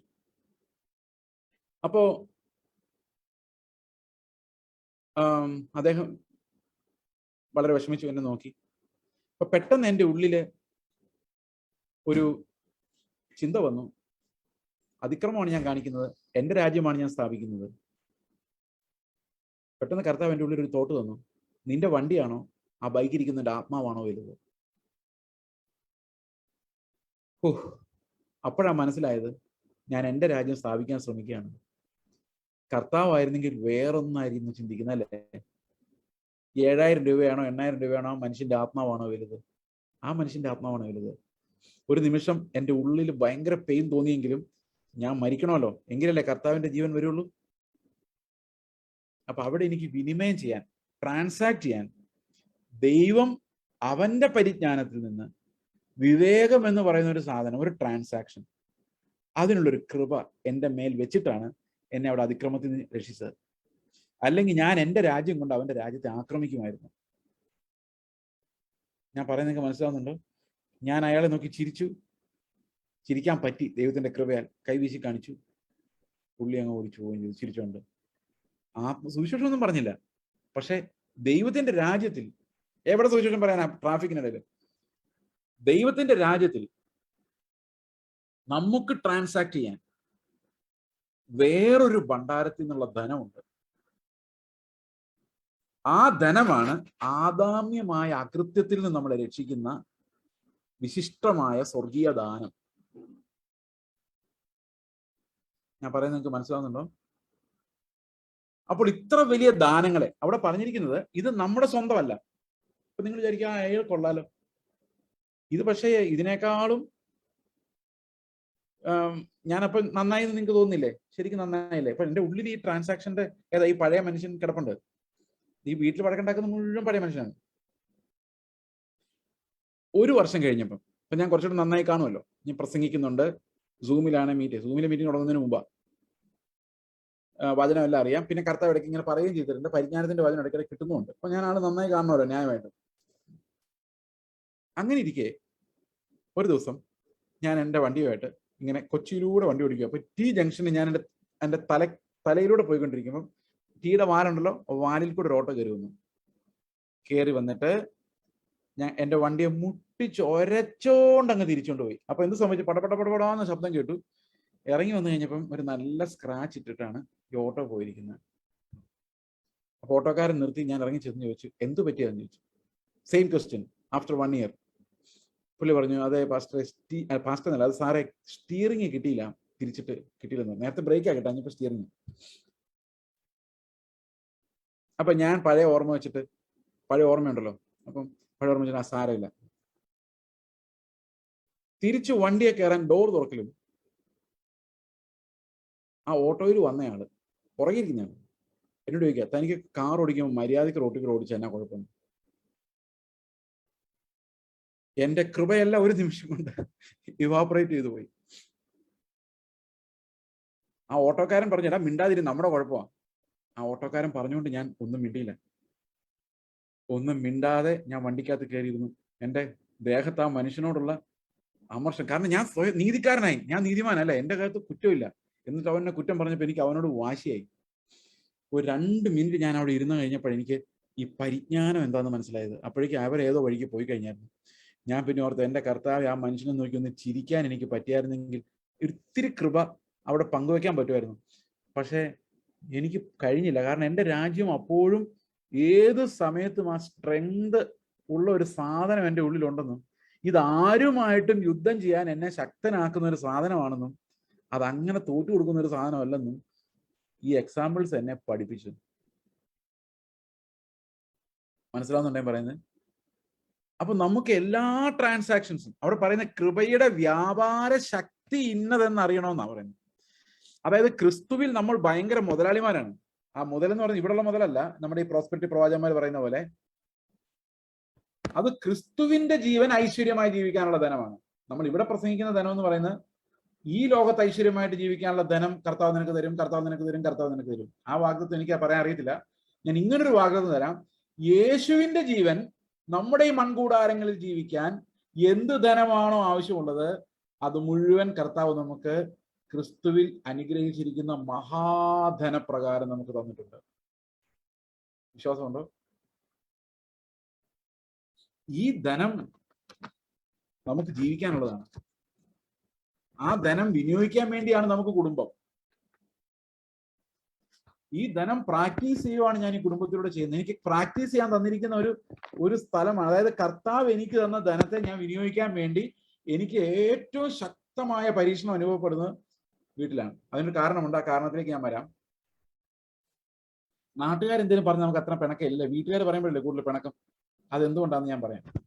നാട്ടിലെല്ലാം സൗമ്യമായി നടക്കുന്ന ആള് എന്തുകൊണ്ടാണ് വീട്ടിൽ പുലിയായി മാറുന്നത്? ഇതിന്റെ പുറകിലെല്ലാം നമ്മുടെ ഉള്ളിൽ വർക്ക് ചെയ്യുന്ന ആദമുണ്ട്. ആദമിന് നമ്മൾ കണ്ടുപിടിക്കണം. ഇത് കൗൺസിലിംഗ് കൊണ്ട് ഇതിനകത്ത് കാര്യമൊന്നുമില്ല. കൗൺസിലിംഗ് കൊണ്ട് നമുക്ക് നല്ല ഭാര്യയും ഭർത്താവാൻ പറ്റും കേട്ടോ. തല്ലിപ്പൊളി കുറയ്ക്കാൻ പറ്റും, പരസ്പരം കത്തിയെടുക്കുന്നത് നിർത്താൻ പറ്റും. പക്ഷേ ക്രിസ്തുവിൽ വിശുദ്ധീകരിക്കപ്പെടുന്ന ഒരു ജീവിതത്തിലേക്ക് പോകണമെങ്കിൽ അവിടെ ആത്മാവ് തന്നെ നമ്മളെ വിശുദ്ധീകരിക്കണം. ആ വിശുദ്ധീകരണത്തിൽ നിന്നുണ്ടാകുന്ന അനുസരണത്താൽ മാത്രമേ ഒരു ക്രിസ്തീയ കുടുംബം പണിയപ്പെടുന്നുള്ളൂ. വേറൊരു വഴിയിലും അത് പണിയപ്പെടുകയില്ല. ഓക്കെ, അപ്പോൾ ഈ ധനം നമ്മൾക്ക് വിനിയോഗിക്കാൻ വേണ്ടി കർത്താവ് തന്നിരിക്കുന്ന ഒരു മീൻസ് ആണ്, ഒരു കൃപയാണ് കുടുംബം എന്ന് പറയുന്നത്. നമുക്ക് അങ്ങോട്ട് കടന്നു വരാം. അതിനുമ്പ് ഒരു വാക്യം കൂടെ നമുക്ക് വായിക്കാം. 2 പത്രോസിന്റെ ലേഖനം 1 അധ്യായം 3-4 വാക്യങ്ങൾ ഞാൻ വായിക്കാം. ഞാൻ വായിക്കുന്നതിന്റെ കാരണം എന്താണെന്ന് വെച്ച് കഴിഞ്ഞാൽ, ചില ആൾക്കാർ ഇങ്ങനെ പരാതി പറഞ്ഞു, ആ മനുഷ്യൻ ആരെക്കൊണ്ടും ബൈബിൾ പോലും വായിപ്പിക്കുകയാണ്. അത് വേറൊന്നും കൊണ്ടല്ല, ഇത് സൂം ആയതുകൊണ്ടും എനിക്കത് മതി എന്ന് പറയുമ്പോൾ നിങ്ങൾ കേൾക്കാതെ പോകുന്നതുകൊണ്ടും എവിടം വരെ വായിക്കണം, ഏതിന് ഊന്നൽ കൊടുക്കണം എന്നൊക്കെ അത് പറയുന്ന ആൾക്ക് മാത്രം അറിയാമുള്ളൂ എന്നുള്ളത് കൊണ്ടുമാണ് കേട്ടോ, വേറൊന്നും വിചാരിക്കില്ലേ. തന്റെ മഹത്വത്താലും വീര്യത്താലും നമ്മെ വിളിച്ചവന്റെ പരിജ്ഞാനത്തിൽ അവന്റെ ദിവ്യശക്തി ജീവനും ഭക്തിക്കും വേണ്ടിയതൊക്കെയും നമുക്ക് ദാനം ചെയ്തിരിക്കുന്നുവല്ലോ. ഓക്കെ, ഞാൻ ആദ്യം വിചാരിച്ചുകൊണ്ടിരുന്ന ജീവനും ഭക്തി എന്ന് പറഞ്ഞു കഴിഞ്ഞാൽ ജീവിക്കാനുള്ള ആഹാരം, കഞ്ഞിയും പയറായാലും കുഴപ്പമില്ല, പിന്നെ ചർച്ചിൽ പോകാനുള്ള വണ്ടിക്കൂലി, ദശാംശം കൊടുക്കാനുള്ള പണം, പിന്നെ എന്തിനാ ഈ ഭക്തിക്ക് വേണ്ടി പാട്ട് പുസ്തകം മേടിക്കാനും ബൈബിൾ മേടിക്കാനുള്ള പണം, പിന്നെ എന്തിനാ ഭക്തിക്ക് പണം, ഇതൊക്കെ. പിന്നെ ആരോഗ്യം, കർത്താവിന് വേണ്ടി ഇറങ്ങി നടന്ന് 2 സുവിശേഷം പറയാനൊക്കെയുള്ള ആരോഗ്യം, ഇതൊക്കെയാണ് ഞാൻ വിചാരിച്ചിരുന്നത്. പക്ഷെ അവിടെ വ്യക്തമായിട്ട് എടുത്തു പറയുന്നൊരു കാര്യമുണ്ട്, അതൊന്നും അല്ല. പിന്നെ എന്താണ് അത്? ഇംഗ്ലീഷിൽ വായിക്കുമ്പോൾ അവന്റെ മഹത്വത്താലും വീര്യത്താലും വിളിച്ചു എന്നല്ല എഴുതിയേക്കുന്നത്. ഏത് ട്രാൻസ്ലേഷൻ എടുത്ത് നോക്കിയാലും അവന്റെ മഹത്വത്തിലേക്കും വീര്യത്തിലേക്കും നമ്മെ വിളിച്ചിരിക്കുന്നു, to his glory and excellence. അപ്പൊ നമ്മളെ വിളിച്ചിരിക്കുന്ന വിളി എന്തിനു വേണ്ടിയുള്ളതാണ്? ക്രിസ്തുവിന്റെ തേജസ്സും അവന്റെ മഹത്വവും നമ്മിൽ വെളിപ്പെടാൻ വേണ്ടിയുള്ള വിളിയാണ്. ആ വിളിക്ക് അങ്ങനെ ഒരു വിളി വിളിച്ചിട്ട് അവന്റെ പരിജ്ഞാനത്താൽ, അതായത് ഈ പരിജ്ഞാനം എന്നുള്ള വാക്ക് നമ്മൾ ശ്രദ്ധിക്കണം, ഇതും കുടുംബജീവിതത്തിൽ വളരെ പ്രാധാന്യമുള്ള ഒരു വാക്കാണ്. വിവരം, അറിവ്, പരിജ്ഞാനം, ഇങ്ങനെ 3 സാധനങ്ങളുണ്ട്. ഇത് 3 എന്താ ഞാൻ നിങ്ങളോട് പറയാം. വർഷങ്ങൾക്ക് മുമ്പ് എൻ്റെ ഭാര്യയോട് ഞാൻ ചോദിച്ചു, ഈ സ്ത്രീ ആയിട്ട് ജനിക്കുക എന്ന് പറയുന്നത് ഭയങ്കര വേദനാജനകമായ ഒരു കാര്യമാണ്. മക്കളെ പ്രസവിക്കുക, വളർത്തുക, പിന്നെ എപ്പോഴും ഭർത്താവ് പറയുന്ന കേട്ട് കീഴടങ്ങിയിരിക്കുക, അതുപോലെ വേദന സഹിക്കുക, ഈ അടുക്കളപ്പണി, രാവിലെ എന്നിട്ട് പണി, പിന്നെ അതിന്റെ ക്ലീനിങ്, പിന്നെ അതിന്റെ പണി, പിന്നെ ക്ലീനിങ്, ഇതിങ്ങനെ ആയി ഒരു ഭയങ്കര എന്താ പറയുക, ഒരു വേദനയുള്ള ഒരു ലൈഫല്ലേ എന്ന് ഞാൻ ചോദിച്ചു. അപ്പൊ എൻ്റെ ഭാര്യ എന്നോട് ചോദിച്ചു, അത് ഇതെങ്ങൾക്ക് എങ്ങനെ അറിയാം? അപ്പൊ ഞാൻ അത് ശരിയാണല്ലോ, എനിക്ക് എങ്ങനെ അറിയാം? എൻ്റെ ഭാര്യയ്ക്കല്ലേ വേദന അറിയാവുന്നു, അല്ലെ? എനിക്കറിയോ? എനിക്കറിയില്ല. എനിക്ക് വേദന ഉണ്ട് എന്നുള്ളൊരു ഇൻഫർമേഷൻ മാത്രമേ ഉള്ളൂ. വേദന ആർക്കേ ഉള്ളൂ? ഭാര്യയ്ക്കേ ഉള്ളൂ. അപ്പൊ നമുക്ക് കർത്താവിനെ കുറിച്ച് ഒത്തിരി വിവരങ്ങളുണ്ട്, പക്ഷെ അതൊന്നും അറിവല്ല. നമുക്ക് ബൈബിൾ കോളേജിൽ പഠിച്ചാൽ കുറെ വിവരങ്ങൾ സമ്പാദിക്കാം. ഈ പ്രസംഗം കേട്ട് കഴിയുമ്പോൾ കുറെ വിവരങ്ങൾ നിങ്ങൾക്ക് ഉണ്ടാവും, പക്ഷെ അതൊന്നും അറിവാകണം നിർബന്ധമില്ല. അറിവാകണമെങ്കിൽ അത് അനുഭവിക്കണം, വേദനയിലൂടെ കടന്നു പോകണം. അപ്പൊ പറയും അറിയാം. ഞാൻ വേറെ എക്സാമ്പിൾ പറയാം. ഇപ്പൊ നിങ്ങൾ പാസ്റ്ററോട് പറയാന്ന് വെച്ചോ, എൻ്റെ കയ്യിൽ ഒരു നയാ പൈസ ഇല്ല, പക്ഷെ ചുമ്മാ പറയുന്ന കേട്ടോ, എൻ്റെ ഇഷ്ടം പോലെ പൈസ ഉണ്ട്, അത് നിങ്ങൾ ആരും വിചാരിക്കരുത്, ജസ്റ്റ് ഒരു എക്സാമ്പിൾ ആണെന്ന് വിചാരിച്ചാണ്. ഓക്കെ, നിങ്ങൾ വിചാരിക്കൂ ഈ പുള്ളിയും തുടങ്ങിയോ പൈസ ഇല്ല, അതല്ല, എക്സാമ്പിൾ. എൻ്റെ പാസ്റ്റർ എൻ്റെ കയ്യിൽ നയാ പൈസ ഇല്ല, എന്ത് ചെയ്യണമെന്ന് അറിയത്തില്ല. പാസ്റ്റർ പറയും, പ്രാർത്ഥിക്ക് ബ്രദറെ, ദൈവം തരും. അപ്പൊ എനിക്കൊരു വിവരം കിട്ടി. എന്താ വിവരം? പ്രാർത്ഥിച്ചാൽ ദൈവം പൈസ തരും. വിവരം കിട്ടി. ഞാൻ പ്രാർത്ഥിച്ചു, ദൈവം പൈസ തന്നു. അപ്പോൾ അതൊരു അറിവായി മാറി. ഞാൻ വേറെ ആൾ നാളെ പറയും, പ്രാർത്ഥിച്ചാൽ ദൈവം പൈസ തരും ബ്രദറെ, അറിവാ, എനിക്കറിയാം ദൈവം തരുമെന്ന്. അപ്പൊ അറിവായി മാറി. പരിജ്ഞാനം എന്ന് പറഞ്ഞ വേറൊരു സാധനം എന്താണെന്നറിയോ? വീണ്ടും ഞാൻ പാസ്റ്റർ എടുക്കുന്നു, പാസ്റ്റർ എൻ്റെ ഒരു നയാ പൈസ ഇല്ല കേട്ടോ, എന്ത് ചെയ്യണമെന്ന് അറിയാൻ മേലും. പാസ്റ്റർ പറയാം, ബ്രദറെ അത് കർത്താവിന്റെ കയ്യിലൊന്നും ഇല്ലായിരുന്നു, എൻ്റെ കയ്യിലൊന്നുമില്ല, എൻ്റെ കയ്യിലുണ്ടായിരുന്നു ഞാൻ തരുമായിരുന്നു, എൻ്റെ കയ്യിലൊന്നുമില്ല, കർത്താവിൻ്റെ ഒന്നും ഇല്ലായിരുന്നു. ബ്രഹ്മപ്പണം എടുത്ത് മീനിന്റെ വായിന്നെടുത്താണ് ടാക്സ് കൊടുത്തത്. പിന്നെ തലയ്ക്ക് മീതെ ഒന്നും ഇല്ലാന്ന് കർത്താവിനെ പറഞ്ഞിട്ടുണ്ട്. പാമ്പുകൾക്ക് മാളം ഉണ്ടെങ്കിലും മനുഷ്യപുത്രന്റെ തല അയച്ചൊരു സ്ഥലമില്ലായിരുന്നു. അതുകൊണ്ട് കർത്താവ് എങ്ങനെയാണ് അതിലെ സന്തോഷമായിട്ട് ഇതൊന്നും ഇല്ലാതെ നടന്നതെന്ന് നമ്മൾ മനസ്സിലാക്കണ്ടേ. അപ്പൊ ഇടയ്ക്കിടയ്ക്ക് യേശു എങ്ങനെയാണ് ഈ ലോകത്തെ കണ്ടതെന്നും, യേശു എങ്ങനെയാണ് ധനത്തെ കണ്ടതെന്നും, യേശു എങ്ങനെയാണ് മനുഷ്യരെ കണ്ടതെന്നൊക്കെ മനസ്സിലാക്കാനായി ഇടുക്കോയിലൂടെ നമ്മൾ ഇടയ്ക്കിടയ്ക്ക് കയറി പോയില്ലേ? അങ്ങനെ കർത്താവ് നടന്ന എന്താണെന്നും കർത്താവ് ചിന്തിച്ച എന്താണെന്നും ഒക്കെ ബ്രദർ ഒന്ന് മനസ്സിലാകാൻ വേണ്ടി ദൈവം അനുവദിക്കുന്ന ഇതൊക്കെ സ്തോത്രം ചെയ്താൽ മതി എന്ന് പറയുന്നത്. ഇതിനെയാണ് നമ്മൾ പരിജ്ഞാനം എന്ന് പറയുന്നത്. അത് അത്ര അങ്ങോട്ട് ഇഷ്ടപ്പെടില്ല. ഈ പരിജ്ഞാനം എന്ന് പറയുന്നത് ഇംഗ്ലീഷിൽ പറഞ്ഞ ഇത്രയേ ഉള്ളൂ, വാട്ട് വുഡ് ജീസസ് ഡു? എന്റെ സ്ഥാനത്ത് യേശു ആയിരുന്നെങ്കിൽ എന്ത് ചെയ്യുമായിരുന്നു? ആ ഒരൊറ്റ ചോദ്യത്തിന്റെ ഉത്തരമാണ് പരിജ്ഞാനം. അതായത് ഇതൊരു കൃപയാണ്. ദൈവം അവന്റെ പരിജ്ഞാനത്തിൽ നമ്മളെ നടത്തുന്നു എന്ന് പറയുന്നിടത്ത് ഓരോ കുടുംബജീവിതത്തിലും ഓരോ സഭാജീവിതത്തിലും നമുക്ക് പെട്ടെന്ന് കുടുംബത്തെക്കുറിച്ച് പറയാൻ പറ്റില്ല. ഈ പരിജ്ഞാനം എന്തെന്ന് മനസ്സിലായെങ്കിൽ മാത്രമേ കുടുംബജീവിതം എന്തിനാന്ന് പോലും നമുക്ക് മനസ്സിലാവുള്ളൂ. ഓക്കെ, അപ്പോൾ വാട്ട് വുഡ് ജീസസ് ഡു എന്നൊരു ചോദ്യം, യേശു ആയിരുന്നെങ്കിൽ, എന്റെ സ്ഥാനത്തായിരുന്നെങ്കിൽ എന്ത് ചെയ്യുമായിരുന്നു എന്നുള്ളൊരു ചോദ്യമാണ് പരിജ്ഞാനം. അതിന്റെ ഉത്തരം ആത്മാവാണ് നമുക്ക് വെളിപ്പെടുത്തി തരേണ്ടത്. ഈ പരിജ്ഞാനത്തിന്റെ തലത്തിലാണ്, ആ ധനമാണ് ഭക്തിയോടെ ജീവിക്കാൻ വേണ്ടി കർത്താവ് നമുക്ക് തരുന്നത്. അതായത് ഇനി ആ വാക്യം ഒന്നുകൂടെ വായിച്ചു നോക്കി. തന്റെ മഹത്വത്തിലേക്കും വീര്യത്തിലേക്കും നമ്മെ വിളിച്ചവന്റെ പരിജ്ഞാനത്താൽ അവന്റെ ദിവ്യശക്തി, ജീവനും ഭക്തിക്കും വേണ്ടിയതൊക്കെയും നമുക്ക് ദാനം ചെയ്തിരിക്കുന്നുവല്ലോ. അവയാൽ നമ്മൾ എന്താ പ്രാപിച്ചെന്ന് നോക്കിയേ?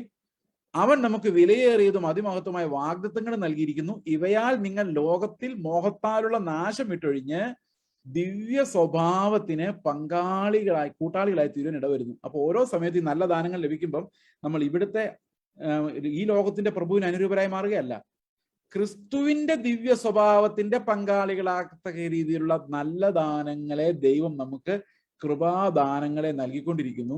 ഈ ദാനങ്ങളുടെ വിനിയോഗമാണ് നമുക്ക് ചുറ്റുമുള്ള ഓരോ തലങ്ങളിലും നടക്കേണ്ടത്.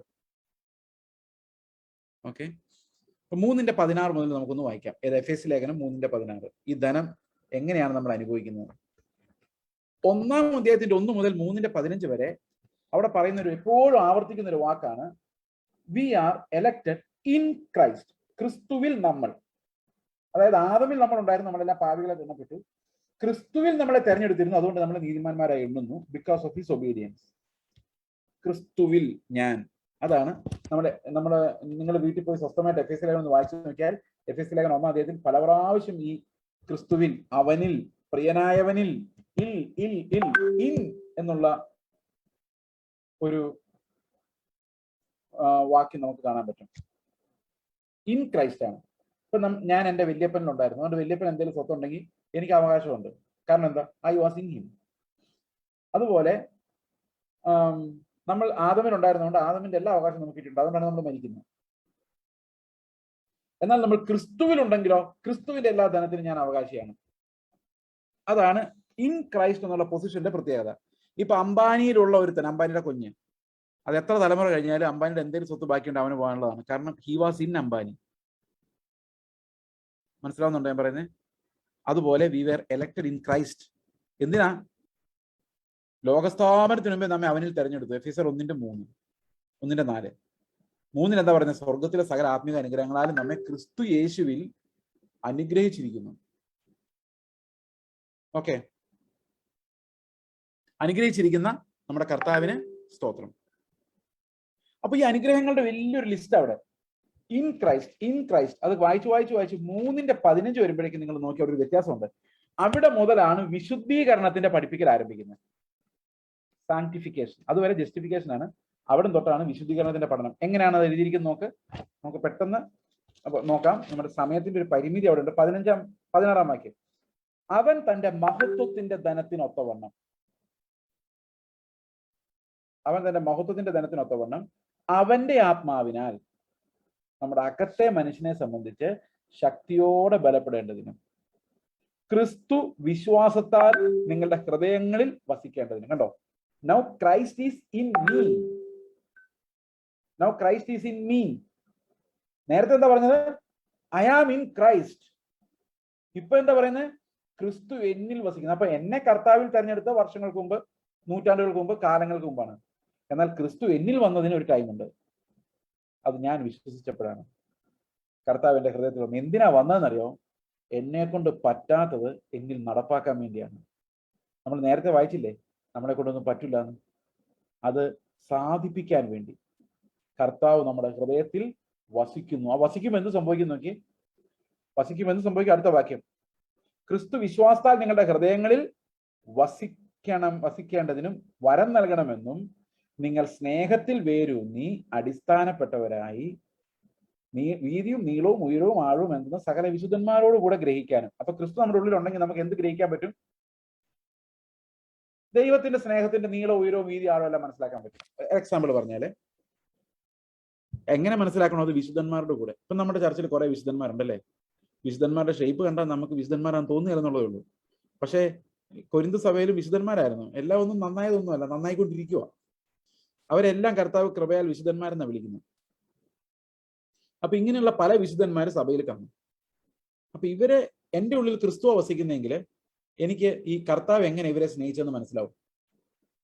അപ്പൊ ഒരുത്തനെ കാണുമ്പോൾ എനിക്ക് മനസ്സിലാവും, ഓഹ് എന്റെ ദൈവമേ, കർത്താവ് ഇത്രയും വിശാലമായിട്ട് ദൂരെ പോയി ഇവനെ സ്നേഹിച്ചല്ലോ എന്ന് പറഞ്ഞാൽ അത്ര വഷളായിരിക്കും.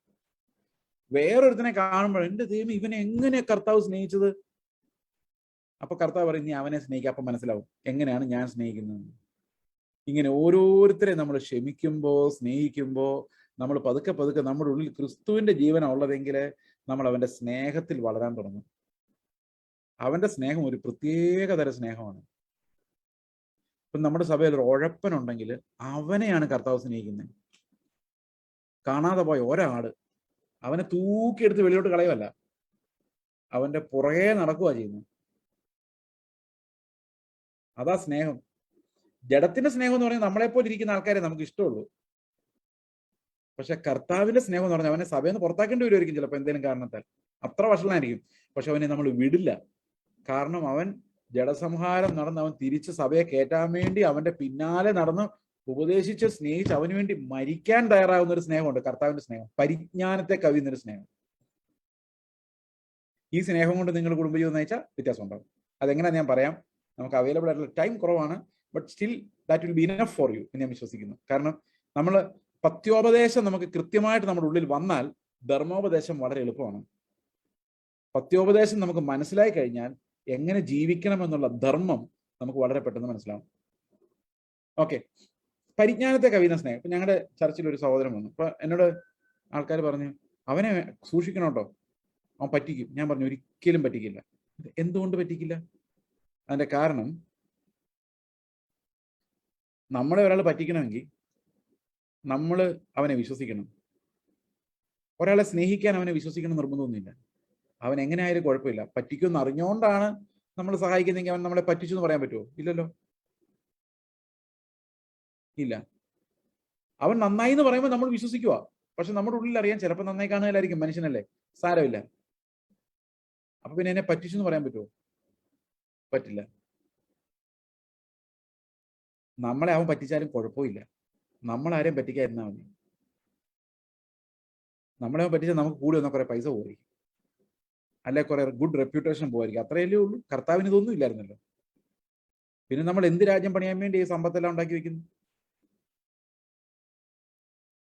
ഓ, അപ്പോൾ കർത്താവിന്റെ ധനം നമുക്ക് അനുഭവിക്കണമെങ്കിൽ ആ സ്നേഹം പരിജ്ഞാനത്തെ കവിയുന്ന, അതാണ് അടുത്ത വാക്യത്. അപ്പൊ കർത്താവ് നമ്മുടെ ഉള്ളിൽ വസിച്ചാൽ പരിജ്ഞാനത്തെ കവിയുന്ന സ്നേഹം നമുക്ക് മനസ്സിലാവും. അടുത്തത്, ദൈവത്തിന്റെ എല്ലാ നിറവിനാലും നിറഞ്ഞു വരണമെന്ന് അപേക്ഷിക്കുന്നു. അടുത്ത വാക്യം എന്താ പറയുന്നത് അറിയാം? എന്നാൽ ചോദിക്കുന്നതിലും നനയ്ക്കുന്നതിലും അത്യന്തം പരമായി നമ്മിൽ ചെയ്യുവാൻ. അവ എന്താ ചോദിക്കുന്നത്? ഓ, മാരുതി 800 സെക്കൻഡ് ഹാൻഡാണ് ഞാൻ ചോദിച്ചത്, പക്ഷെ കർത്താവ് എനിക്ക് തന്നത് അതല്ല. ചോദിച്ചെന്താന്ന് അതിന് മുകളിൽ എഴുതിയിട്ടുണ്ട്. എന്തൊക്കെയാ? ദൈവത്തിന്റെ എല്ലാ നിറവിനാലും നിറഞ്ഞു വരാനും സ്നേഹത്തിന്റെ ആഴവും നീളവും വീതി ഉയരവും എല്ലാം അറിയാനും ഒക്കെ പ്രാർത്ഥിക്കുന്നു. ഇത് ഞാൻ ചോദിക്കുന്നതിലും നനയ്ക്കുന്നതിലും കൂടുതൽ കർത്താവ് എനിക്ക് തരും. എനിക്ക് ചിന്തിക്കാൻ പോലും പറ്റില്ല ദൈവത്തിന്റെ എല്ലാ നിറവിനാലും ഞാൻ നിറഞ്ഞു വരുമെന്ന്. പക്ഷെ കർത്താവ് അങ്ങനെ നിറയ്ക്കാൻ കഴിയുന്നവനാണ്. കാരണം അത്രയും ശക്തിയാണ് നമ്മുടെ ഉള്ളിൽ ആത്മാവിനാൽ നൽകപ്പെട്ടിരിക്കുന്നത്. ഈ ആത്മാവിന് നമ്മളെ കർത്താവിന്റെ തികവിൽ നടത്താൻ പറ്റും. വിശ്വാസമുണ്ടോ കർത്താവിന് അങ്ങനെ നമ്മളെ നടത്താൻ പറ്റുമെന്ന്? ഈ അനുസരണത്തിലേക്കും വിശുദ്ധീകരണത്തിലേക്കും നമ്മളെ നടത്താൻ ക്രിസ്തുവിന്റെ ധനം വിനിയോഗിക്കുന്നവരായി, ട്രാൻസാക്ട് ചെയ്യുന്നവരായി, അതിന്റെ വ്യാപാര ശക്തി അനുഭവിക്കുന്നവരായി. അപ്പൊ ഇത് സഭയ്ക്കകത്ത് പ്രാക്ടീസ് ചെയ്യുന്നതിനെ കുറിച്ചാണ് ആദ്യം എഴുതിയിരിക്കുന്നത്. അത് ഞാൻ പറയുന്നത് സഭയാണ് കൂടുതൽ പ്രധാനം. അതിനുശേഷമാണ് ഈ പ്രാക്ടീസ്, ഈ സ്നേഹത്തിന്റെ പ്രാക്ടീസ് എങ്ങനെയാണ് കുടുംബത്തിലേക്ക് വരുന്നതെന്ന് പറയുന്നത്, മക്കളിലേക്ക് വരുന്നതെന്ന് പറയുന്നത്. ഈ മക്കൾ, കുടുംബം എന്ന് പറയുമ്പോൾ ഭാര്യയും ഭർത്താവ് മാത്രമല്ല, മക്കളും അതിനകത്ത് പ്രധാനപ്പെട്ട ഒരു ഭാഗമാണല്ലോ. നമുക്ക് പെട്ടെന്ന് ആ ഭാഗത്തേക്ക് കിടക്കാം. അപ്പോൾ ക്രിസ്തുവിന്റെ ട്രാൻസാക്ഷൻസ് എങ്ങനെയാണ് നടത്തുന്നത്? ഞാൻ 2 എക്സാമ്പിൾസ് പറയാം. ഓക്കെ, നമ്മുടെ വീട്ടിൽ സ്ഥിരം കാണുന്ന ഒരു പ്രശ്നമാണ്, രാവിലെ എഴുന്നേറ്റാൽ എവിടെയെങ്കിലും പോകാൻ നോക്കുമ്പോൾ വണ്ടിയുടെ കീ കാണുന്നില്ല. എൻ്റെ വീട്ടിൽ സ്ഥിരമുള്ള പരിപാടി, നിങ്ങൾക്കറിയില്ല അങ്ങനെ ഉണ്ടോ? ഉടനെ ഭർത്താവ് ഭാര്യയോട്, എൻ്റെ വണ്ടിയുടെ കീ കണ്ടോ? ഭാര്യ എവിടെയെങ്കിലും കൊണ്ടുപോയിട്ട് എൻ്റെ പറയുന്നത് ഞാൻ എവിടെ നിന്ന് എടുത്തു തരാനാ? 1 റെസ്പോൺസ്. എങ്ങനെയുണ്ട്? രാവിലെ ഒരു നല്ല ട്രാൻസാക്ഷൻ നടത്തി, നല്ല ട്രാൻസാക്ഷൻ ആയിരുന്നു, പക്ഷെ ആത്മാവില്ലായിരുന്നു. നിനക്ക് പിന്നെ ഇവിടെ എന്താ പണി? അടുത്തത് ട്രാൻസാക്ഷൻ പൊളിഞ്ഞു. ഇത് എവിടെ നിന്നാണ് ട്രാൻസാക്ഷൻ നടന്നത്? 2 പേര് അവരവരുടെ റിസോഴ്സസ് എടുത്ത് പ്രയോഗിച്ചു. ഇനി കൃപയുടെ ട്രാൻസാക്ഷൻ ഒന്ന് ആലോചിക്കുക, എങ്ങനെ ആയിരുന്നേനെ അത്? അവിടെ ഞാൻ മരിക്കേണ്ടി വന്നേ. എൻ്റെ ദേഷ്യം, വിഷമം എല്ലാത്തിനോടും ഞാൻ മരിച്ചു. I died. കർത്താവിന്റെ ക്രൂശിൽ അവൻ മരിച്ചപ്പം അവന്റെ കൂടെ ഞാനും മരിച്ചു. ഇത് ഫെയ്ത്താ. എന്റെ പഴയ ജഡം അവനോടുകൂടെ ക്രൂശിക്കപ്പെട്ടു. ഇനി ജീവിക്കുന്ന ഞാനല്ല, അല്ലെ? യേശു കർത്താവ് മരിച്ചപ്പം ഞാനും മരിച്ചു. അതാ റോമർ 6:6 പറഞ്ഞു. ഒത്തിരി അടുത്ത് പറയുന്നുണ്ട് ബൈബിളില്. യേശു ക്രിസ്തു മരിച്ചോന്ന് എങ്ങനെയാ പരിശോധിച്ചത്? പടയാളികൾ ഒന്ന് കുന്തം കൊണ്ട് കുത്തി നോക്കായിരുന്നു. അപ്പൊ നമ്മളും അവന്റെ കൂടെ മരിച്ചോന്ന് എങ്ങനെ അറിയാം? കുത്തി നോക്കിയാൽ പോരെ ആരെങ്കിലും? അത് കുത്താൻ വേണ്ടി, കുത്തി നോക്കാൻ വേണ്ടിയാണ് നമ്മുടെ ചുറ്റും ദൈവം ആൾക്കാരെ വെച്ചിരിക്കുന്നത്. അവരിടയ്ക്കിടയ്ക്ക് കുത്തി നോക്കും, നമ്മൾ മരിച്ചിട്ടില്ല നമുക്ക് മനസ്സിലാവും. അപ്പൊ ഒരു പ്രാവശ്യം മരണം അഭിനയിച്ചാലും അടുത്ത പ്രാവശ്യം യുക്തിയുടെ ആഴമായിട്ടുള്ള കുത്ത് കയറുമ്പം പറയും ഇനി ഞാൻ പിടിച്ചു നിൽക്കില്ലെന്ന് പറയും, കാരണം മരിച്ചിട്ടില്ല. പ്രിയ സഹോദരങ്ങളെ, നമ്മൾ അവന്റെ മരണത്തിന്റെ സദൃശത്തോട് അനുരൂപപ്പെട്ടാൽ മാത്രമേ പുനരുത്ഥാനത്തിന്റെ സദൃശത്തോട് അനുരൂപപ്പെടാൻ പറ്റുള്ളൂ.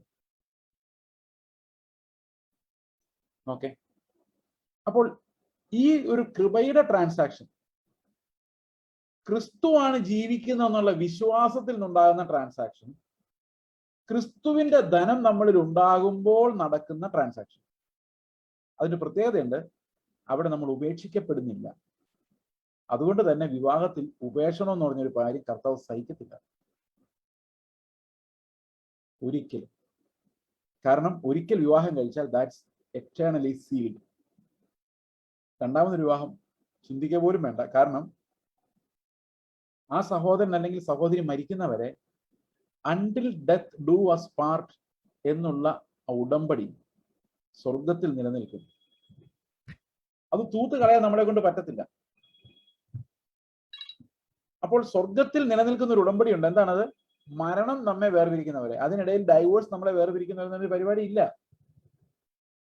അതുകൊണ്ട് പാർട്ട്ണർ ജീവിച്ചിരിപ്പുണ്ടെങ്കിൽ രണ്ടാമത് വിവാഹം കഴിച്ചാൽ ആ വിവാഹം സ്വർഗത്തിൽ സ്വന്തം ഭാര്യാഭർത്താക്കന്മാർ തമ്മിലുള്ള ബന്ധമല്ല. കാരണം സ്വർഗത്തിലെ ഉടമ്പടി മാറ്റാനുള്ള ഒരു വഴി, ആകെയുള്ള വഴി മരണമാണ്. സംശയം ഉണ്ടോ കാര്യത്തില്? പഴയകാലത്ത് അറിയായ്മയുടെ കാലത്ത് പലതും സംഭവിച്ചിട്ടുണ്ടായിരിക്കാം. ദൈവം അത് ക്ഷമിക്കട്ടെ, നമുക്ക് അപേക്ഷിക്കാം. പക്ഷെ നിങ്ങൾ ഇത് അറിഞ്ഞിരുന്നുകൊണ്ട് ഒരു കാരണവശാലും എന്ത് കഷ്ടത അനുഭവിച്ചാലും, നിങ്ങൾ മാറി താമസിക്കേണ്ടി വന്നാൽ പോലും ഡൈവോഴ്സ് എന്ന് ചിന്തിക്കരുത്. ചിന്തിച്ചാൽ, ഉപേക്ഷണം എന്ന് ചിന്തിച്ചു കഴിഞ്ഞാൽ അത് അഡൽട്ടറിക്ക് തുല്യമാണ്. ഈ ലോകത്തിലെ കോടതി നമുക്ക് ഡൈവോഴ്സ് വന്നാലും സ്വർഗത്തിൽ ഒരു ഡൈവോഴ്സ് പരിപാടി ഇല്ല. ഒരുപക്ഷെ ജീവന് പേടിയുണ്ടെങ്കിൽ ചില മാറി താമസിക്കും. But you cannot divorce a person. He or she has to die and go. എങ്കിൽ മാത്രമേ ആ ഉടമ്പടിയിൽ നമുക്ക് വേർപെടാൻ സാധിക്കുള്ളൂ. If that marriage is consummated, അതായത് അവർ ഒരു ശരീരമായി മാറിയെങ്കിൽ, physically they became one body, they remain one body all through their life. Okay, അപ്പോൾ എന്ത് പ്രതിസന്ധി ഉണ്ടായാലും അതിനകത്ത് കർത്താവിന്റെ ട്രാൻസാക്ഷൻ, കർത്താവ് നമുക്ക് നൽകുന്ന ട്രാൻസാക്ഷന്റെ പ്രസക്തിയുണ്ട്. ദൈവം ആ ആളെ നമ്മുടെ ജീവിതത്തിൽ അനുവദിച്ചതിൽ ദൈവത്തിനൊരു പരമാധികാരമുണ്ട്. അതെന്നെ വിനയം പഠിപ്പിക്കാനും അനുസരണ പഠിപ്പിക്കാനും. ഉദാഹരണത്തിന്, ഞാൻ വളരെ ദേഷ്യപ്പെടുന്ന ഒരാളാണെങ്കിൽ, അല്ല ക്ഷമയില്ലാത്ത ഒരാളാണെങ്കിൽ, എന്നെ ക്ഷമ പഠിപ്പിക്കാൻ ദൈവത്തിന് ഉത്തരവാദിത്വമുണ്ട്. അതിന് പറ്റിയ ഒരാളെയാണ് ഈ തക്ക തുണാന്ന് പറഞ്ഞു തരുന്നത്. നമ്മൾ വിചാരിച്ചിരിക്കുന്നത് കർത്താവ് കണ്ടെത്തി തന്നാൽ പിന്നെ ഒരു പ്രശ്നവും കുടുംബത്തിൽ ഉണ്ടാവില്ല. ഇത് ദൈവഹിതമല്ലായിരുന്നു ബ്രദറെ എന്റെ കല്യാണം, അതുകൊണ്ടാണ് ഞങ്ങൾ തമ്മിൽ എപ്പോഴും വഴക്കെന്ന് ചിന്തിക്കുന്ന ആൾക്കാരുണ്ട്. No no no. രാത്രി മുഴുവൻ പ്രാർത്ഥിച്ചിട്ട് കർത്താവ് തെരഞ്ഞെടുത്ത ശിഷ്യന്മാരുടെ ഇടയിൽ കൂടെ ഒരു യൂദ ഉണ്ടായിരുന്നു, അല്ലെ? അപ്പൊ നിങ്ങൾ വിചാരിക്കും കർത്താവിന്റെ തെരഞ്ഞെടുപ്പിന്റെ സ്ഥിതി അതാണെങ്കിൽ പിന്നെ നമ്മുടെ തെരഞ്ഞെടുപ്പിന്റെ സ്ഥിതി എന്തായിരിക്കും? സഹോദരങ്ങളെ, അങ്ങനെയല്ലത്. ആ യൂദ അവിടെ ഉണ്ടായിരിക്കേണ്ടത് ആവശ്യമായിരുന്നു. ഇതെല്ലാം പിതാവ് തന്നെ അവന് കൊടുത്തതാണ്. ഓരോരുത്തർക്കും അവരവരുടെ പ്ലേസിലാണ് കർത്താവ് വെച്ചിരിക്കുന്നത്. അതുകൊണ്ട് എത്ര ബുദ്ധിമുട്ടുണ്ടായാലും ദൈവം നിങ്ങളെ വെച്ചിരിക്കുന്ന ഒരു സ്ഥലത്ത് നിങ്ങളിൽ നിന്നുണ്ടാകുന്ന ട്രാൻസാക്ഷൻ സ്നേഹത്തിലുള്ളതാണെങ്കിൽ, ഞാൻ എങ്ങും എത്തിയിട്ടില്ല ഈ പ്രസംഗം, പറഞ്ഞു തീർക്കാൻ പറ്റില്ല ഈ വിഷയം, അതുപോലെ പ്രശ്നമാണ്. അപ്പോ നമുക്ക് കർത്താവ് തന്നിരിക്കുന്ന ധനത്തിൽ നിന്ന് ട്രാൻസാക്ട് ചെയ്യാനുള്ള വിശുദ്ധീകരണം നമ്മൾ പ്രാപിച്ചാൽ ഏത് സാഹചര്യത്തിലും നമ്മൾ വിശുദ്ധീകരിക്കപ്പെട്ടവരും കർത്താവിന് പ്രസാദമുള്ളവരായിട്ട് മാറാൻ കഴിയും. അങ്ങനെ വരുമ്പോൾ നമുക്ക് നമ്മുടെ ജീവിതം കൊണ്ട് തന്നെ ഒരക്ഷരം സുവിശേഷം പറയാതെ നമ്മുടെ കുടുംബത്തിലുള്ളവരെ രക്ഷയിലേക്ക് നടത്താൻ പറ്റും. ഞാനൊരു ചെറിയ എക്സാമ്പിൾ പറയാം. എനിക്ക് പരിചയമുള്ള, എനിക്ക് വളരെ അടുപ്പമുള്ള ഒരു മകൾ ഒറ്റയ്ക്ക് വിശ്വാസത്തിൽ വന്നു,